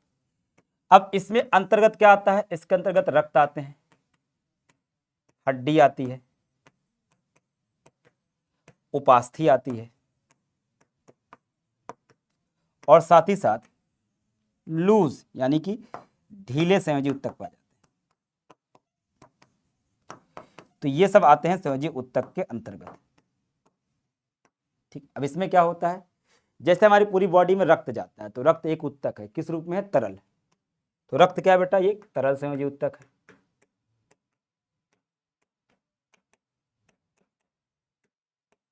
इसमें बच्चों WBC होती है, RBC होती है, प्लेटलेट्स होती है। ये पदार्थों को एक स्थान से दूसरे स्थान पर जाने का काम करता है। अस्थि होती है बेटा, इसमें कैल्शियम फॉस्फोरस होता है और ये कठोर होती है। इसमें कैल्शियम है, फॉस्फोरस है और ये कठोर होती है। भैया ये शरीर को सहारा देती है और आंतरिक अंग जो होते हैं शरीर के, उसकी रक्षा करने का काम करती है। उपास्थि क्या होती है भैया? ये मजबूत और लचीली होती है, जैसे हमारे कान में होती है। देखो कान ऐसे घूम जाता है ना, तो उपास्थि मजबूत भी होती है, लचीली भी होती है। ढीले संयोजी उत्तक होते हैं बेटा, ऐसे उत्तक जो दूर दूर तक फैले होते हैं और अंगों के बीच में होते हैं। ठीक, ये हमारे अंगों के मध्य में होते हैं, ये हमारे अंगों के मध्य में पाए जाते हैं। तो ये सारे के सारे संयोजी उत्तक आपको हमारे शरीर के अंदर देखने को मिलते हैं। ठीक, ठीक है। जैसे आपकी उपास्थियां हैं, वैसे की उपास्थि नाक की नोक पर बाह्य कान की पेशी में मेरुदंड के अंदर आपको देखने को मिलती है उपास्थि। ठीक है। इसी प्रकार बेटा हड्डियां पाई जाती हैं। उपास्थियां बेटा आगे चल करके हड्डी बना लेती हैं। तो इसी प्रकार भैया हमारे अंदर हड्डियां पाई जाती हैं। खनिज युक्त ठोस संयोजी उत्तक क्या होता है? हमारी हड्डियां होती हैं। ठीक है। इसमें कैल्शियम लवण होता है। कोमल अंगों की संरचना सुरक्षा करने का काम ये करती हैं। ठीक है। इसके अंदर भैया क्या होता है? हड्डियों के अंदर, लंबी हड्डियों के अंदर अस्थि मज्जा होता है। अस्थि मज्जा से ही सारी कोशिकाएं बनती है, WBC RBC ये सारी बनती हैं आपकी हड्डियों के अंदर ही। ठीक है भैया। इसी प्रकार क्या होता है? रक्त होता है, तरल संयोजी उत्तक होता है। इसमें जीवद्रव, लाल उधिर कणिका, श्वेत रक्त कणिका और पट्टिकाणु यानी प्लेटलेट्स पाई जाती हैं। ये भी संयोजी उत्तक के अंतर्गत आती है। बच्चों ऐसे हमारे पास क्या होती हैं? पेशी उत्तक होता है। पेशी उत्तक क्या होता है बच्चों? मांस पेशियों से बना हमारे अंदर एक उत्तकों का समूह पाया जाता है, उसको हम कहते हैं पेशी उत्तक। तो पेशी उत्तक अनेक लंबे बेलनाकार तंतुओं से बना होता है जो समानांतर लगे होते हैं ऐसे। इसमें भैया ऐसे लंबी लंबी कोशिकाएं होती हैं जो एक दूसरे के पास ऐसे लगी होती हैं। ठीक, यह तंतु कई सूक्ष्म तंतुओं से बना होता है, इसे हम पेशी तंतु कहते हैं। समस्त पेशी तंतु सम्मिलित रूप से उद्दीपन को के बाद संकुचित हो जाता है और पुनः लंबा होकर अपनी असंकुचित अवस्था में आ जाता है। तो देखो बेटा, जैसे मान लो ये ऐसे किया मैंने, तो ये देखो सिकुड़ गया, और ऐसे किया तो पुनः जैसा था वैसे हो गया। जब तक ये सिकुड़ेगा नहीं तब तक ये हाथ में गति नहीं होगी, जब तक सीधा नहीं होगा तब तक संकुचित इसमें गति नहीं होगी। तो ये हमारे शरीर में गति करने के लिए संकुचन और फिर से अपनी अवस्था माना जरूरी होता है मांसपेशी का। बेटा मांसपेशियां 3 प्रकार की होती हैं। एक को कहते हैं कंकाल पेशी, एक को कहते हैं चिकनी पेशी और एक को कहते हैं हृदय पेशी। कंकाल पेशी को ही बच्चों हम ऐच्छिक या रेखित पेशी भी कहते हैं। तो यह मुख्य रूप से कंकाल अस्थि से जुड़ी होती है। प्रारूप पेशी जैसे द्विशीर्ष का मतलब बाइसेप्स पेशी में रेखी कंकाल से पेशी तंतु एक समूह में एक साथ समानांतर रूप में पाए जाते हैं। पेशी उत्तकों के समूह के चारों ओर संयोजी उत्तक का आवरण होता है। यह एक ऐच्छिक पेशी है, इस पर रेखाएं पाई जाती हैं। तो इसका बच्चों एक और नाम रेखी पेशी या ऐच्छिक पेशी भी होता है। ठीक बच्चों, अगर हम इसकी बात करें तो ये ऐसे बेलनाकार होती है, इस पर एक से ज्यादा केंद्रक पाए जाते हैं। और बच्चों इसके बाद आप देख रहे हैं पट्टियां हैं, रेखाएं पाई जाती हैं। ठीक, इस पर रेखाएं पाई जाती हैं, इसमें कोई शाखा आपको देखने को नहीं मिलती। दूसरा बच्चों चिकनी पेशी या इसको अरेखित कहते हैं, और ये अनैच्छिक भी होती है। अच्छा, अगर रेखित पेशी का आपको बताऊं, ये वाली जो पेशी थी ये हमारी इच्छा के अनुसार गति करती है। हाथ, पैर, गर्दन, जीभ इन सब में रेखित पेशी पाई जाती है। अरेखित पेशी क्या होती है? ये कुछ ऐसी होती है, इसमें एक ही केंद्रक पाया जाता है, नुकीले सिरे वाली। इसमें कोई रेखा नहीं पाई जाती है और दूसरी बात भैया, ये हमारी इच्छा के अनुसार काम नहीं करती, हमारे आंतरिक अंग बनाने का काम करती है। तो चिकनी पेशी उत्तक की संकुचनशीलता कोशिका के दोनों किनारे पतले होते हैं तथा इसमें रेखाधारियां नहीं होती हैं। कोशिका संधियां उन्हें एक साथ बांटे रहती हैं और इससे संयोजी उत्तक का आवरण पाया जाता है। आंतरिक अंग जैसे रक्त नलिका, अग्नाशय तथा आंत की भित्ति इस प्रकार की कोशिकाओं से बनी होती है। चिकनी पेशी का संकुचन अनैच्छिक होता है, मतलब अपनी मर्जी से हम काम नहीं करा सकते क्योंकि इनकी क्रियाविधि पर सीधा नियंत्रण नहीं होता है, जैसा कि हम कंकाल पेशियों के बारे में कह सकते हैं। इसको मात्र सोचने से हम संकुचित नहीं कर सकते। जैसे मैंने सोचा कि मुझे अपना हाथ मोड़ना है तो ये लो मुड़ गया, लेकिन मैं चाहूँ कि मेरा लीवर मुड़ जाए तो नहीं मुड़ेगा। क्यों? क्योंकि वो मेरी इच्छा के अनुसार कार्य नहीं करता। ये कुछ इस प्रकार से देखने को मिलती है। अब लास्ट बच्चों, हृदय पेशी। हमारा हृदय विशेष प्रकार की पेशी से बना होता है, उसको हम हृदय पेशी कहते हैं। ये जिंदगी भर काम करता है, धड़कता रहता है। और तो और भैया, जो हमारा हृदय पेशी होती है, ये इसमें ब्रांचेस पाई जाती हैं, शाखाएं पाई जाती हैं और ये विशेष प्रकार की होती हैं। तो यह संकुचनशील उत्तक है जो केवल हृदय में पाई जाती है। हृदय पेशी की कोशिकाएं कोशिका संधियों द्वारा द्रव कला से एक रूप से चिपकी रहती हैं। इसमें इंटरकैलरी डिस्क पाई जाती हैं या इंटरट्रेसियल, ठीक है। इसके अलावा इसमें कुछ संलग्न, ठीक है, अंतर्विष्ट डिस्क पाई जाती है, इंट्राक्लेटेड, ठीक है। बिंदुओं पर कोशिका एक इकाई के रूप में संकुचित होती है, जैसा कि जब एक कोशिका संकुचन के संकोच ग्रहण करती है तो दूसरे के पास कोशिका भी संकुचित हो जाती है। तो ये जो हृदय के अंदर तंत्रिका से आवेग आता है, ये उसको ग्रहण करके संकुचित होती है एक साथ लय में, ठीक। ये कुछ इस प्रकार की होती है भैया। इसमें ये डिस्क पाई जाती है, इसमें ब्रांचेस भी दिखने मिलती है। ये केवल हमारे हृदय में पाई जाती है। इसी प्रकार से बच्चों चौथी होती है, उसे कहते हैं तंत्रिका उत्तक। बच्चों हमारे शरीर में कंट्रोल करने के लिए, बहुत सारी प्रक्रिया होती है। चलते हैं, फिरते हैं, दौड़ते हैं, बोलते हैं। तो हमारे शरीर की प्रक्रिया को कंट्रोल करने के लिए जो विशेष प्रकार के उत्तक पाए जाते हैं, उसको हम कहते हैं तंत्रिका उत्तक। और ये क्या बनाते हैं बच्चों? ये हमारा दिमाग बनाते हैं, मस्तिष्क बनाते हैं। हमारा मस्तिष्क इससे बना होता है भैया, हमारा मेरुरज्जु इससे बना होता है, और तो और भैया इससे हमारा तंत्रिकाएं बनी, इससे हमारी तंत्रिकाएं बनी होती, तीन चीजें हमारी बनी होती है। अब भैया इसकी जो एक कोशिका होती है, उत्तक कोशिकाओं का समूह है, इसकी जो एक कोशिका होती है उसको हम तंत्रिका कोशिका कहते हैं।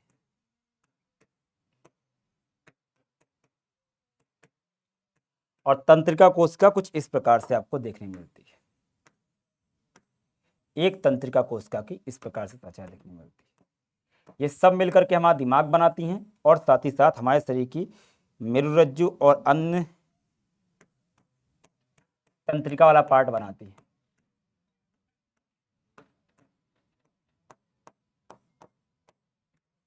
ये कुछ इस प्रकार की एक कोशिका होती है और ये हमारे शरीर की सबसे लंबी कोशिका भी देखने को मिलती है। इसके बारे में बच्चों बहुत डिटेल में आप पढ़ोगे चैप्टर नंबर 21 में। ये जो उंगली के समान निकला भैया, इसे कहते हैं द्रुमाच और इसे कहते हैं भैया तंत्रिकाच। इसमें अन्य पार्ट भी पाए जाते हैं, लेकिन आप उसको चैप्टर नंबर 21 से पढ़ोगे। और ये उत्तक दिमाग वगैरह बना करके हमारे शरीर को कंट्रोल करने का काम करते हैं। तो बच्चों ये थे हमारे यानी इंसानों के अंदर और दूसरे जंतुओं के अंदर पाए जाने वाले 4 प्रकार के उत्तक। तो ये था भैया आपके 7वें चैप्टर की एक ओवरऑल समरी। आशा करता हूँ बच्चों कि आपको वीडियो अच्छा लगा होगा। ये बहुत क्विक रिवीजन है बच्चों। ऐसी वीडियो को डिटेल में देखने के लिए हमारे पास आप जुड़ सकते हैं भैया विद्याकुल ऐप पर। इसके अलावा भैया इसी पर भैया हमारे चैनल पर ही इसके डिटेल वीडियो भी पड़े हुए हैं। तो मिलते हैं बेटा अगली क्लास में। नमस्कार, जय हिंद, जय भारत।